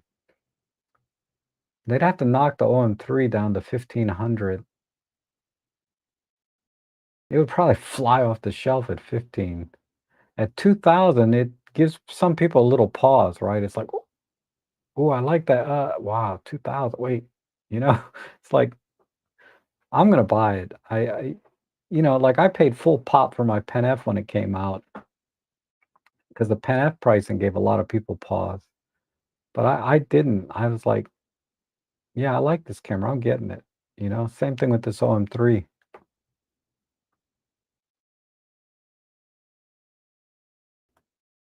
And Mark says, "I picked up an OM1 Plus, a 12 to 40, wow, for 1,600, awesome. Can't really see this, can yeah, I get it. Like I said, it's at this price point, the OM1 Mark II is on sale for the same price right now, right? Or it was very recently, and it's a much more capable camera than the OM3. The handling is better, much bigger buffer. That's about it. Probably more durable, but same price or less on when it's on sale. And Jeffrey said, "Well, watch and wait on the OM3 simply due to my kind of event work. I do not needing more camera." Oh, yeah, I read this one. And having the ZF and Pen F as my creative cameras and OM1 for my general photography, I'm not so compelled by the OM3 at its current price point. Yep, you're not alone. You're not alone. A lot of people are like it gives people a little pause when they see that price. I get it. All right, so I got all of those chats.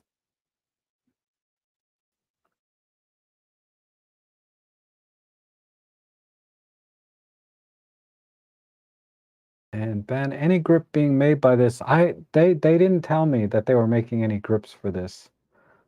I'm sure there will be one, but they haven't mentioned it to me. And thanks for your effort. The color profiles appeal most as are they the same as the Pen F or is there something new here? They're exactly the same, except instead of 3 color profiles, you have 4. Instead of 3 monochrome profiles, you have 4. Other than that, they're identical. And they added a new one, which is it basically desaturates the yellows pretty heavily and desaturates the blues and reds a little bit, and then lowers the contrast on the tone curve. So they added one more color profile. It's pretty nice for doing portraits. Actually, you would think it'd be counter to doing portraits, but it actually does a nice job on portraits. I tried it a few times with a friend of mine, and she looked really nice. The colors look really nice, I should say. And will this be a good camera for Astro? You mentioned 15 seconds, it does well. I would say no. The OM3, this is one of the problems with the OM3. Not problem, limitation, right? It's really a limitation. There's no way to get a shutter speed longer than 60 seconds on this camera. Normally, you could attach a separate intervalometer via 2.5 millimeter jack and set up whatever exposure you want via bulb mode and the external intervalometer. There's no option for that.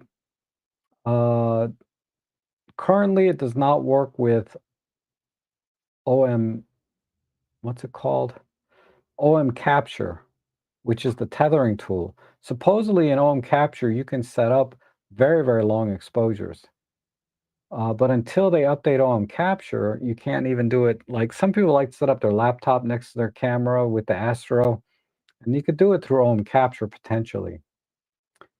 Uh, but yeah, there's no way to set up an intervalometer. So I would say no to Astro. For for regular Astro wide field type stuff like Milky Way and uh, night skies and things, perfectly fine. You're not doing 60-second exposures typically.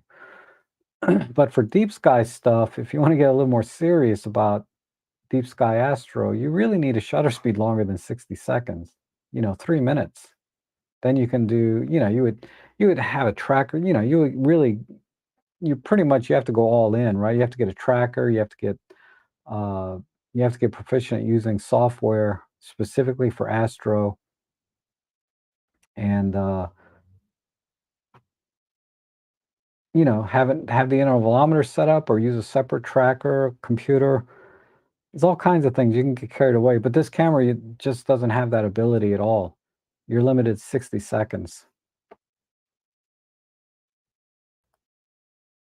And I think the price is actually quite fair given the camera's capable. Of course, it would be nice if they were a few £100 cheaper, but I don't think that was feasible.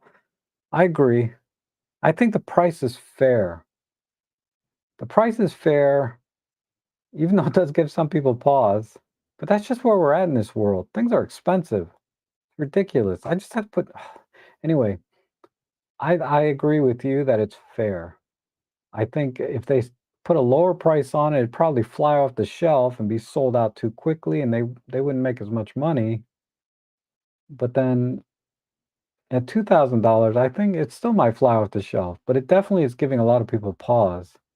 But we'll have to see how the wider market, because most of us here on YouTube and in the forums, you're pretty savvy about cameras as it is. You know what's out there, what pricing, what capabilities cameras have.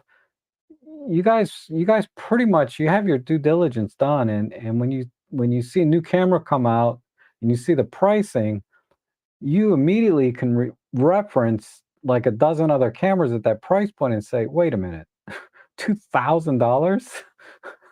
You know what I mean? So it's going to give a lot of us, so that's because that's the circle or bubble that we're in. But I'm curious to see the wider general market because there's so many people out there that buy cameras and they want a good camera, or maybe they want it to look nice. They don't buy cameras like we they don't look at cameras the same way we do, you know? Uh, so some people only buy Canon. They don't care. They don't care what anybody makes. They're only gonna buy Canon. Right? Me, I'm always gonna buy Olympus and OM Systems. Always, always gonna buy it. So there's biases that way. But yeah, we're in a bubble, right?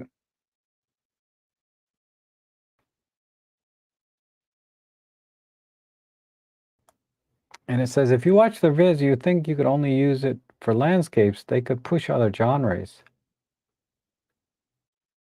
Yeah, if you're talking about the OM3, it's an awesome camera for everything. You can do birding, landscapes, portraits, street, everything with this camera. It's fully functional, fully capable of doing every genre, right? Except the Astro we just talked about, like deep sky, deep field Astro. But it'll do everything. There's nothing you can't do with this camera. It's awesome. I would pre-order it today if I didn't have an affinity for helping or supporting, I don't want to say help, but support my local camera store. So I'm going to buy from them. But uh yeah, this camera does everything. There's nothing you can't do with it. With the, you can't do with it. Make sure I didn't miss anyone's chat. Any new manual focus assistance? No, none. It's the same as the OM1 or Pen F. Really, they haven't really introduced anything new there. You have peaking and you have magnify. That's it. Yeah, just standard focus, peaking, and magnification. And, oh, road. So you did stick it out. You're in for the marathon here. Awesome. And actually, I would argue even my A7R5 and A1 are not truly capable in unpredictable environments than my OM1. They can't be adapted as quickly if you aren't already configured. OM flexes. And this goes back to what I was saying originally. I agree with you because, of course, I would, right? But I mean, I haven't found any other camera system to be flexible. And what I said, the way I worded it earlier was the execution of the features and functions in the OM system cameras. And that applies to, accessing any of the other features, the custom modes. The execution is about as smooth as you can make it for a camera. Uh, and it just I just for me, when I got my EM10 Mark II, I immediately was able to start using the camera and learning all of its features, and hence I started this YouTube channel. But it just worked for me. It like my brain was very, very compatible with the way they laid things out. Even the menu system. People complain about the menu system. Everybody complains about the menu system in their own brand, right?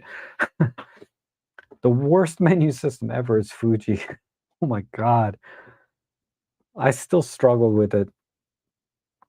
One of the best is probably Canon and Panasonic. I'd put those 2 at a tie, then Nikon shortly thereafter, and then OM Systems.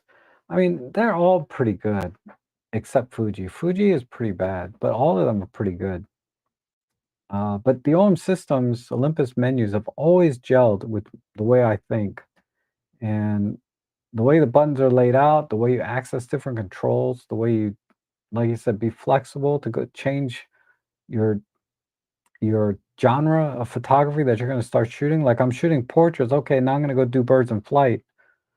I can do that on the same photo walk. It just I'm just I don't know. Anyway, I agree. Long story short.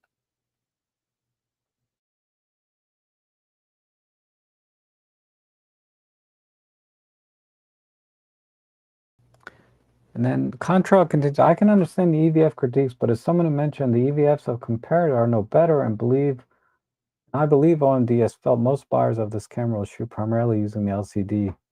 Could be. Like I said, I don't really see the advantage of the higher resolution for most photography. Like I said, unless you're going for critical focus, I don't see and manually focusing.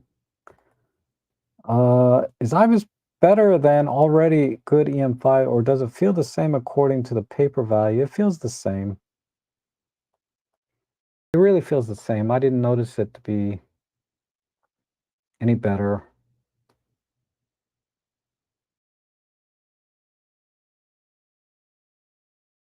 And still cheaper than a 4-year-old K3 with much weaker specs. I thought a K3 is selling for like 1,100 bucks or something used.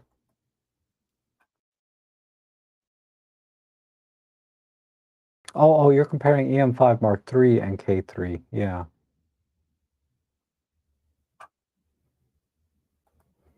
And hey Marco, sorry if I missed it. I'm working and haven't been able to watch everything. Any word on how new remote is different? Uh, the primary difference is longer range. Uh, that's all I know. It has a longer range. So maybe they're having problems with distance in the old one. So they made it better. That's all I know. Gordon says, Rob, you can buy it now or wait 10 months for Black Friday and maybe get a good discount. That's a long time to wait with. Yeah, it's a long time to wait. I don't need to wait. I can just get it now. I'm fine with the full retail price. If I can get a better deal by the time I'm ready, the district camera has it, that's good too.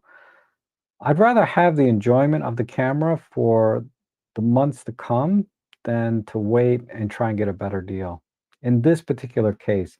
I won't do that for most things, but I'll do it for this camera. I'd rather enjoy this camera now and have more time with it, you know? You know how they say time is precious, right? I'd rather have more time with this camera than save a couple $100. It's like the OM1 Mark 1 is now selling for half, less than half what I paid for it. But I've had it for 3 years now, and I wouldn't trade that for being able to buy it for half right now. I mean, I that's kind of an extreme example, but that's that kind of sort of illustrates my point is I'd rather have, like if a month later, if I get like 30 days and a month later the OM3 is selling for half, yeah, I'm gonna be pretty pissed. But, you know, that's another extreme example, right? There is a bulb mode, David. However, you have to hold the shutter button down. There's just nothing. Let me see if live time lets me do it longer. There's nothing here because there's a bulb setting. Let me refresh my memory.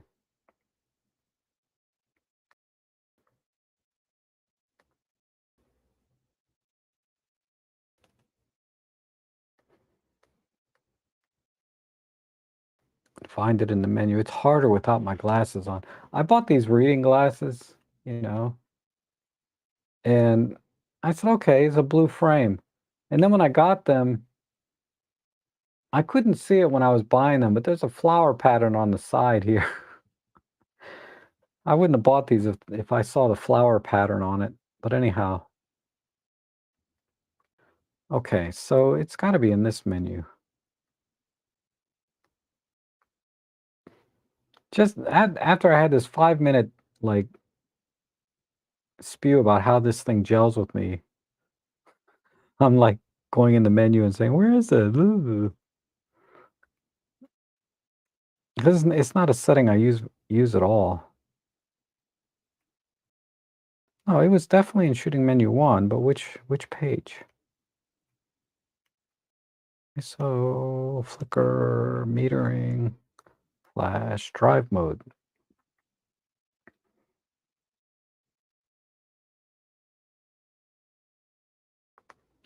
No, no, no.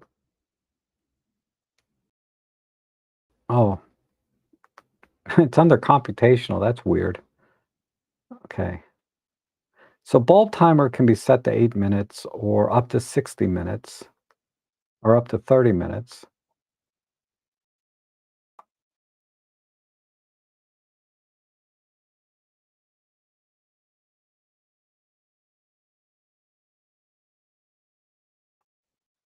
Okay, so this is the problem, right? When I was talking about astrophotography, I was talking about how you couldn't set up an intervalometer.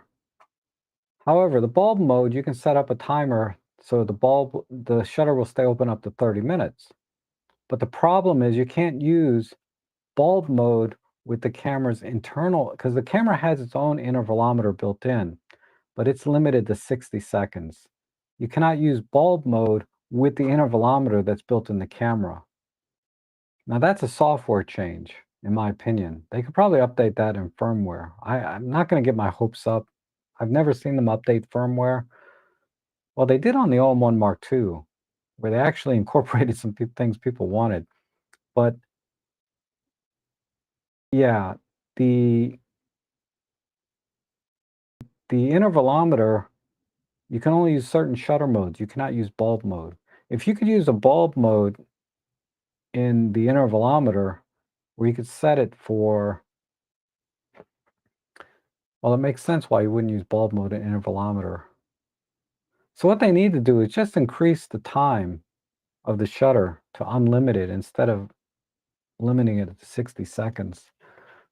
But you can't use bulb mode and an external, because that's how you would use an external intervalometer, right? But you're right. If you just want a shutter speed longer than 60 seconds, bulb mode is always there.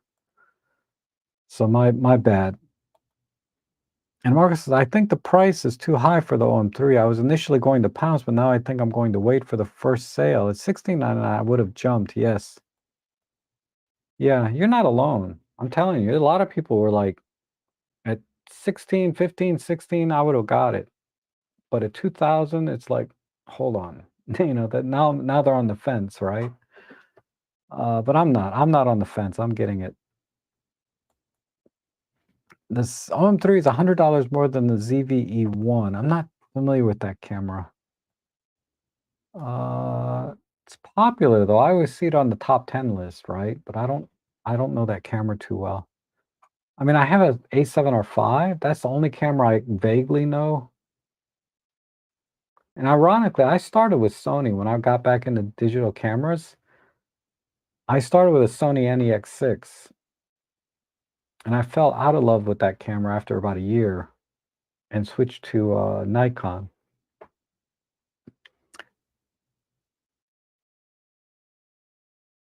I'm actually camera ready if you want to chat live. Oh, cool. Um,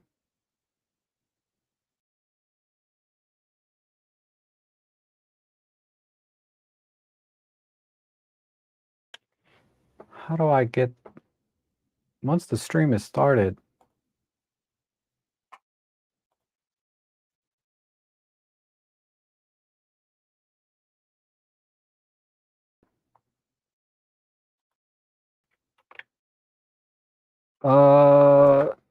Okay, there you go, Marco.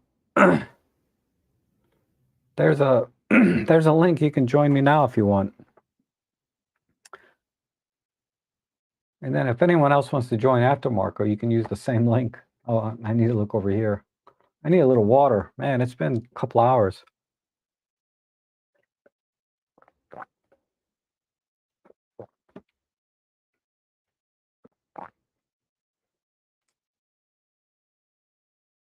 I don't know if another camera was flexible as the. How did this is what I hate about my chat. It keeps jumping.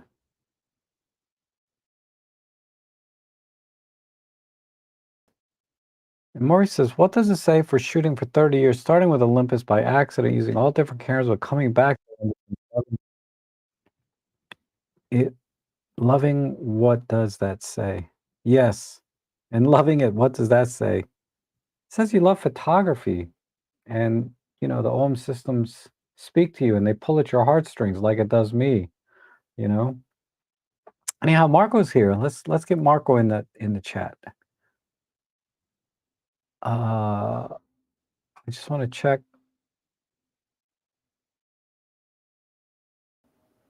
Hey Marco, how's it going? Hey, what's going on, Rob? How are you? Good, good. Let me turn my volume down so I don't get an echo if possible. I have to do the same. I don't have my headphones in. Okay, I think we're good. So let us know in the chat if there's like a terrible echo or anything, but I think we should be good. And then I have to move you over so I can see you. You get to see the new camera setup and tell me how good my video looks. It looks great, man. Better than mine. Awesome. I finally have proper lighting and enough space, and there's not a wall directly behind me. It's much nicer here. Yeah, it looks really good. Nice. Awesome. Well, anyway. So what brings you on today, Marco? It's always good to see you. You're always welcome to join. But so I missed half of the early live stream and most of this one, so it's probably going to be a rehash. But can I just pick your brain for 5 minutes on the? Yeah, we can try. First of all, are you allowed to say how long you've had it? Have you had it for a little while? Couple of weeks. So you've been playing with it. You're familiar with it at this point. Yeah, more or less. Yeah. Compared to your EM5 III, like how's the handling with that flat body and kind of wider shape? Does it feel okay in the hand? It's okay. It's not as good as the M5. Really interesting. So yeah, because all it takes is a little bit here, right? Right. It just takes a little bit. This is a lot easier, but the camera's smaller, right? But yeah, this feels better. This one, when you hold it, right? You have you have to navigate around this mode dial when you put your fingers in. So that you would get used to that, but I'm just saying, initially picking up the camera, you have to kind of navigate around that mode dial, this colored creator dial. Right. And then I noticed that the thumb grip, my thumb tends to rest here, but it's all the way over here.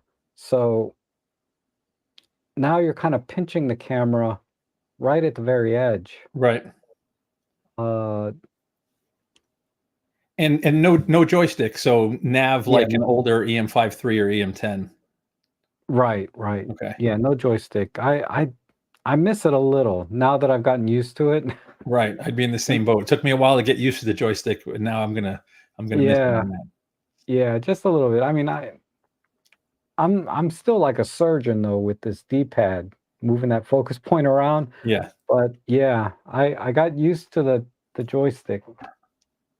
What else you And, got? the newer menu system, I assume, just like the OM ones? Yes, Okay. yes. New menu system. And have you messed around with using it for streaming? Like, does it have the vertical video and, It does have 4K? vertical video. Okay. 4K I output know. on the HDMI? What's that? Is it 4K output on the HDMI? Yes, 4K. It'll do 4K. I just did that with another guy. It's 4K HDMI 422 8-bit if you're going to record at the same time in the camera. Okay. If you're not going to record in camera at the same time, it'll do 4K 12-bit RAW 422. Nice. So RAW 422 12-bit through the HDMI Okay. if you're Very not cool. recording in camera. And same battery as the OM1, so Yes, similar battery life, I guess maybe a little better with the weaker EVF? maybe. It's, Yeah, close that's enough. splitting hairs, I think. And have you played with the color recipes versus the Pen F? You miss anything? Is it No, completely it's similar? identical. It's Identical. identical. Yeah. Nice. The only thing is you have 4 color profiles that you can save instead of 3. Okay. Cool. Yeah, if that price was a little lower. Yeah. Yeah, I I know. mean, I'll probably do it anyway, but I don't know. It's just I to be know, that that's what like you always tell basically me. the If it same brings you price. a little bit of joy, just get it. That's it. That's what I tell everybody, so I have to take my own I advice. know. Practice what you preach, man. Do it. Yeah, well, I just moved to a bigger house, so I have to be a little more careful. Well, okay. I'll cut you a little slack there, Yeah, but congratulations on your new house. That's thank you. awesome. Yeah, it's Man, pretty great. Cool. wow. I'm a little jealous. So how you been otherwise? Everything's good? Been good. It's, trying to move my lab, and so we basically renovated both houses, the old one and the new one, and Mhm. I haven't closed on the sale of my old one yet, so it was a lot of back and forth and then moving my lab over here piecemeal, so it was a lot of work the last 2 months, and I had kinda had my head down completely, but I'm in the home stretch now, so I got my setup here, I can start streaming again. We're getting there. Nice, nice. And for those of you that don't know Marco, he has a channel with some partners, I guess, called Hot Hardware, where they review PCs, laptops, and all kinds of consumer electronics. Yep. But I think Marco knows PCs the best, and or That's my laptops. And, my favorite stuff is the yeah. Enthusiast PC. Yeah. I just got through testing all the new NVIDIA cards, so all the 50 series RTXs are right next to me right now. Oh, that's right. The 5 series out now. Yeah. 50 series. Man. Yep, and AMD's got stuff coming soon. Those will be out within the month, so lots of stuff happening. Yeah. A question I had for photography editing, photo editing, have you had any chance to kind of get a feel for how the new AI chips from Intel are they doing anything more with the Yeah, improving I the can't performance? share the data. We did it for a private client, but I did test Luminar Neo and a bunch of Adobe features that took advantage of the MPUs, Mhm. and there's a huge speed up. Like even in DaVinci, if you ever use the magic mask feature, Mhm. it'll use the NPU, and it's like 10 times faster than doing it on a CPU and like twice as fast as a GPU at much lower Really? power. So like on a laptop, you could do it on Really? battery. It would still, yeah. So, But a it's lot it's of the only AI stuff. I'm sorry, go ahead. no, it's only like specific features that actually use the NPU where you'll benefit. Mhm. Um, but yeah, it's definitely creeping along. Like Luminar Neo, there's a bunch of features that are way faster on the NPU, and Photoshop as well. There's a couple of spots, but in general, I don't think for most people it's going to be a night and day change to their use case yet. Like as more features take advantage of it, yes, Right. but we're still getting there. Yeah. I mean, I'd argue we're still getting there with just using the GPU for photo stuff, Yeah, exactly. you know. Yeah. But I'm surprised that it can outperform a GPU because GPUs have always been that kind of at the forefront of the AI programming. Yep. Let me see. I can't show you the graphs, but give me 10 seconds to pull something up. I think I have it right here. Yeah, here it is. So, like in Luminar Neo, for example, and this would be similar in other photo editing apps that have these features if they Mhm. take advantage of the NPU. So, just to give you an idea, like Luminar Neo, something that takes the CPU. So, let's say you're doing a 2x upscale, right? An AI enhanced upscale. Something that took Okay. 121 seconds on the CPU is like 18 seconds on an NPU. Or Wow. we ran a set of it was a handful of we basically ran a preset that used all of the AI features, and something that took 269 seconds on CPU Mhm. was 15 seconds on the fastest NPU. But Yeah. even the slowest NPU was only 21 seconds, so like more than a Wow. 10x speed up. You know what So this it's reminds me of what was is that? you know what this reminds me of is when Intel came out with QuickSync, Yeah, right? exactly. Yeah. Okay. Yeah. Anyway, I didn't want to. I just wanted to let people know because I'm sure people are here for the OM3. No, I'll stop. So I'm gonna hop off. I just wanted to pick Oh, your brains. I'm probably forgetting something else I wanted to ask. So I asked about the remote, asked about the video out, asked about the handling, battery life. Yeah, I think I'm good. If you I think I'm gonna hop out. yeah. Okay. All right. Hey, thanks for coming in, Marco. Thank you. We'll have to get together though, talk about PCs and stuff. Yeah, you know what I'll do? I'll run a bunch of tests with the XO on the new GPUs with the noise Okay. reduction, and then we'll Cool. talk about that or something. Cool. All right. Cool. Thanks, Thanks, man. Talk Marco. soon. Talk to you later. That was cool. It's cool to see Marco. Marco's been such a big supporter of my channel and participating, and he sent me a lens and a plate for my OM1, which I really appreciate. So thank you so much for that, Marco, and thanks for your support, not just with the few little trinket gifts you've given me, but I really value your support over the years, participating in the streams and uh, in the comment sections and all of that. So thank you so much. Um, and Brian James is here. Hey, buddy, how you doing? Brian James has a great channel, and he was a guest on my annual stream this year again. It says here, just one comment. The first new camera that really excited me for a number of years from form and function is brilliant. Yeah, yeah. I just love this camera. It's so nice to have like and I'm very partial to the OM1. So you have to kind of the film cameras, right? So it's really pulling at my heartstrings a lot too. But then to have all of the features of the All-in-One Mark II, it's it's just a no-brainer for me. It's like finally, an updated retro style camera for me from OM Systems. Because I know other companies have made it. The ZF just was close, but it it just didn't appeal to me quite the same way as this one does. Uh, but anyhow, yeah, I agree. It's such an awesome camera. I've been waiting a long time. I'm just sorry that at uh at a $2,000 price point, it's just giving people pause, and that seems to be the biggest hurdle that OM system is going to face with this camera is people paying that much for it, right? I don't have a problem with it, but I'm a fan, so it's I'm just curious how on a wider market this is gonna pan out.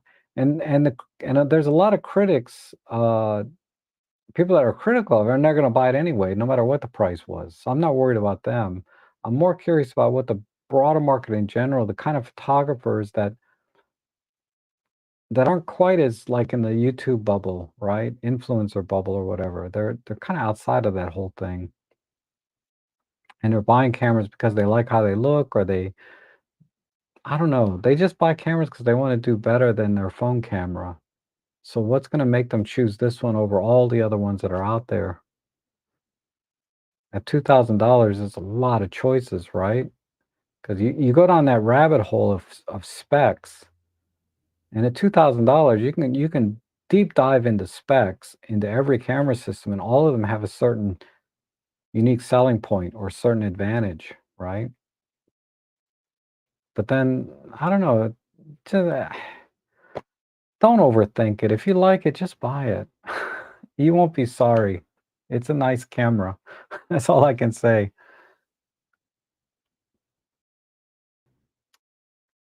And let's see. Hey, oh, I just did that one. Good to see you though, Brian. And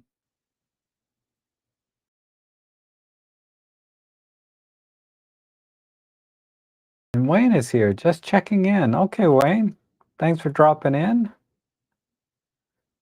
Just bit the bullet on the price. So that means you bought one? Congratulations. We're gonna all be OM3 buddies here soon. And as a percentage of your income, how much did OM1N cost in the late 70s compared to now? It's actually cheaper now for me. Gosh, I have no idea. I can't imagine.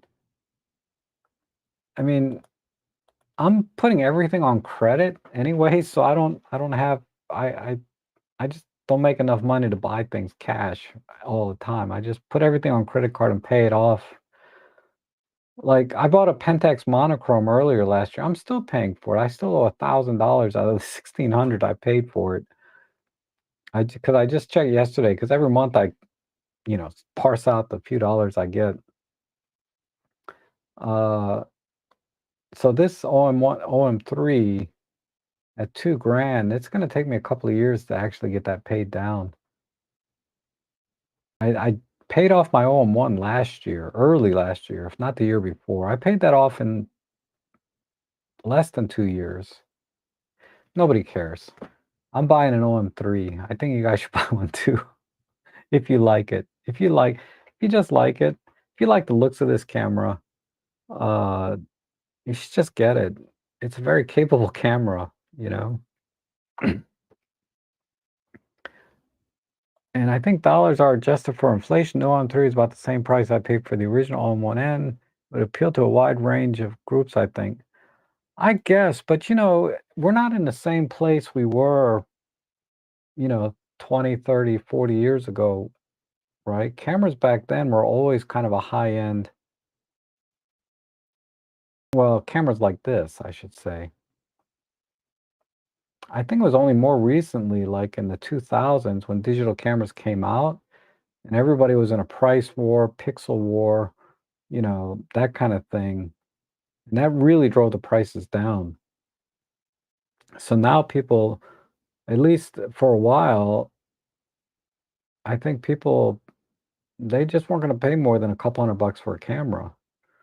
And then the price went to 1,000, now 2,000. Then now we got these like, I don't know what I'm talking about. I'm just saying, I think the market was different back then. There was a much bigger market for cameras back then. So people were willing to pay more for them, right? Whereas now there's not as much of a market for them. So people aren't going to be willing to pay as much in general.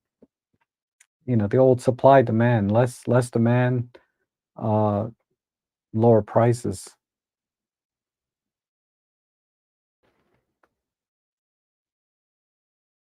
And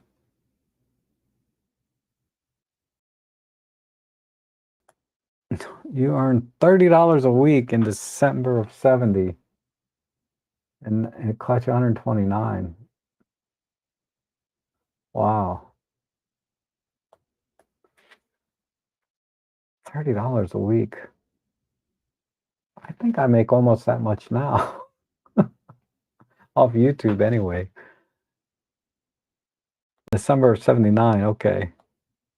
And hey Rob, I'm looking to buy the 300 F4 next, But to buy this and the 300 f4 will be pretty close to buying the ZF and their 400 4.5. But I do like what this camera offers in terms of specs. So the ZF doesn't have anywhere near the birding capability of this camera. And the 400 f4.5, I believe that's a PF lens, right? A Fresnel lens. But I see what you're talking about. And it wouldn't have quite the reach as the 300 f4 either, right?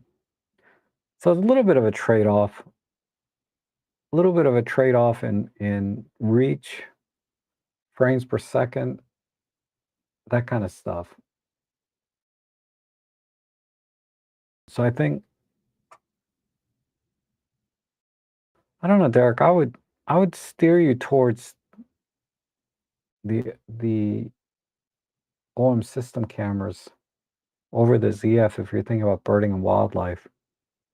Now, if you're talking about a Z6 III or Z8, those kind of cameras, that's a tough call. I'm sure those are much more capable than the ZF, but the ZF by itself, I don't think is as capable as the OM3.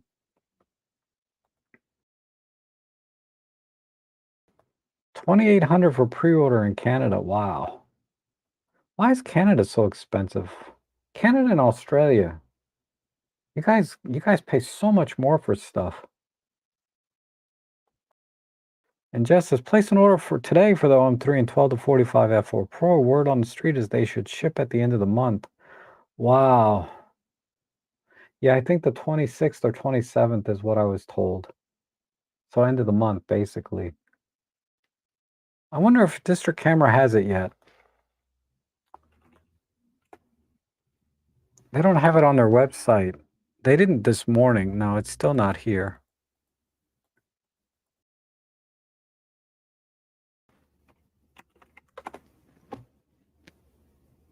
Yeah. Got nothing. But as soon as they have it on their site, I'm going to order from them.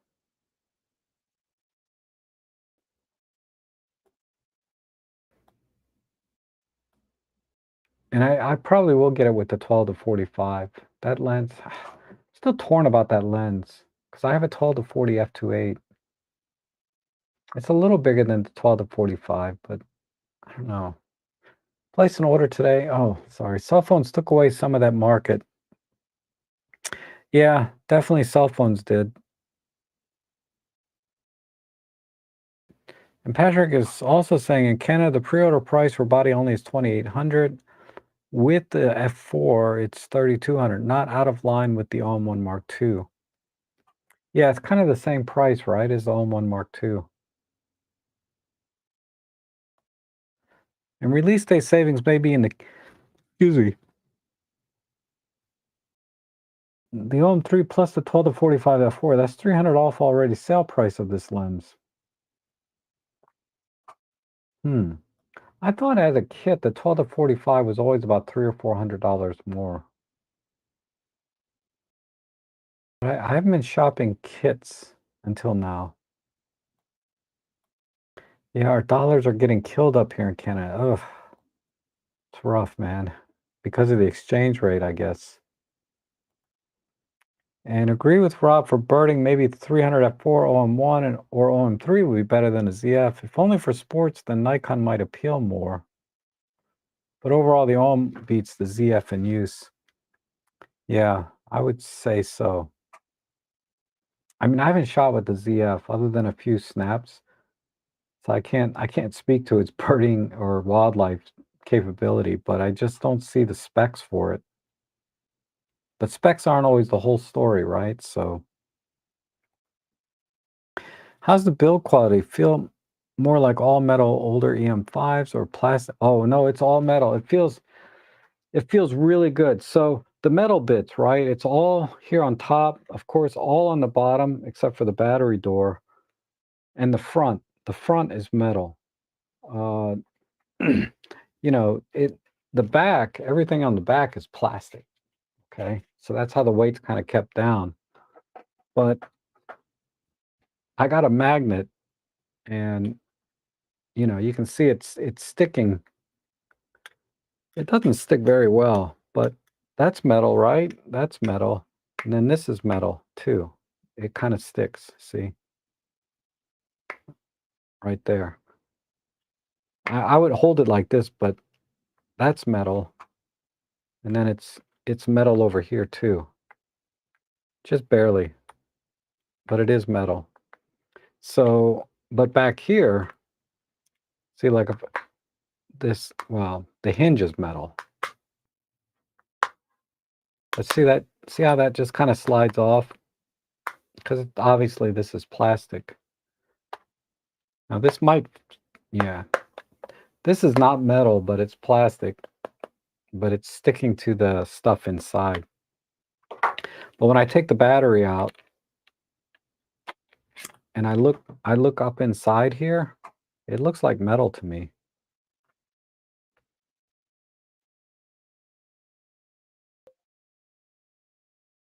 Yeah, that feels like metal when I stick my finger up in here. And yeah, there's still a little bit of stick here. Not that strong though.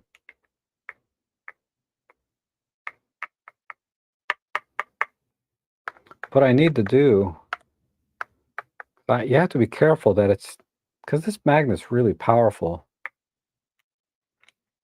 But even on the metal that's on here is not very magnetic-y to begin with.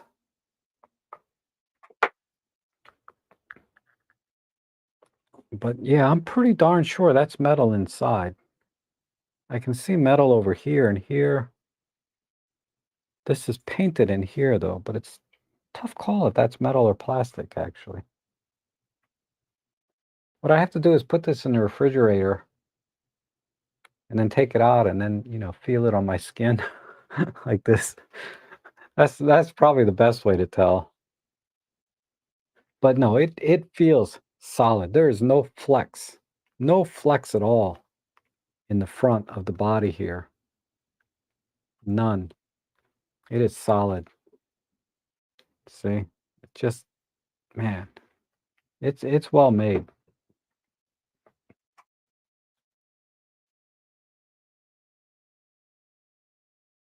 Get the big magnet away from the, oh, yeah, I didn't think of that. You're right. Rob needs more Maxwell House. He's been streaming for a good while. I know. I've been kind of at it since 9 o'clock this morning. Actually, since 7, because I started with the OM System stream with Claire. And then at 9 o'clock, I set up the cameras here. And then I did my own stream for a little while, then watched Robin's stream, and then I came to this stream. But most of the problem is because I just ate. I ate like in between while Robin was not like Robin was eating during my stream. I ate during his stream. I was thinking of the ZF for, yeah, if you like to do that, the full frame camera makes more sense. And what's nice is Nikon has a lot of great vintage lenses already that you can choose from.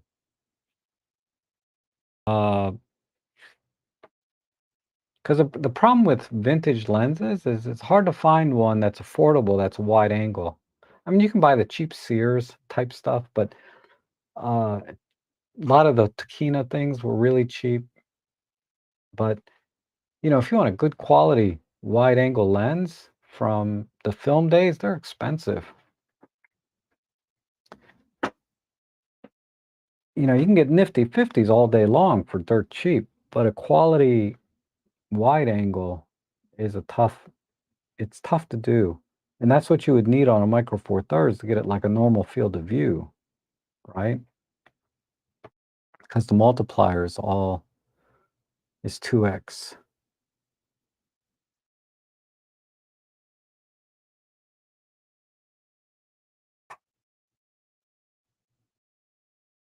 I was thinking of a ZF for that. Oh,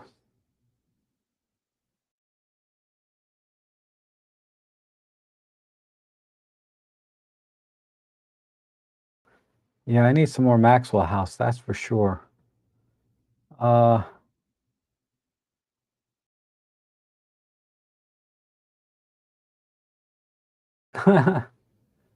let's see.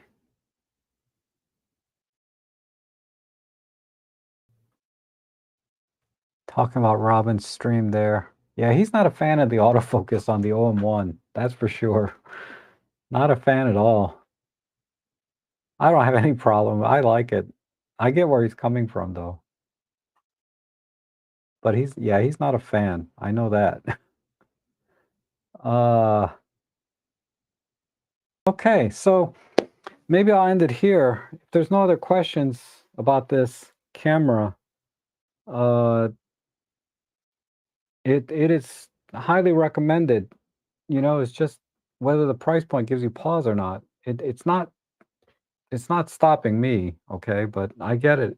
I get it. You're in good company if that gives you pause. Because you know, it'll go on sale eventually, hopefully, right? Or this could achieve the same the same sort of success that Fuji found with its X100V. Maybe it'll just be gone, you know? Or it might turn into like the Nikon ZF that is selling for 200 bucks off brand new. And I'm sorry I didn't get a chance to prove the noise reduction or the difference in noise. I'm gonna sit down and figure that out because that was a little embarrassing at the beginning that I couldn't just show it right away. Uh, let me see if those pictures loaded or not.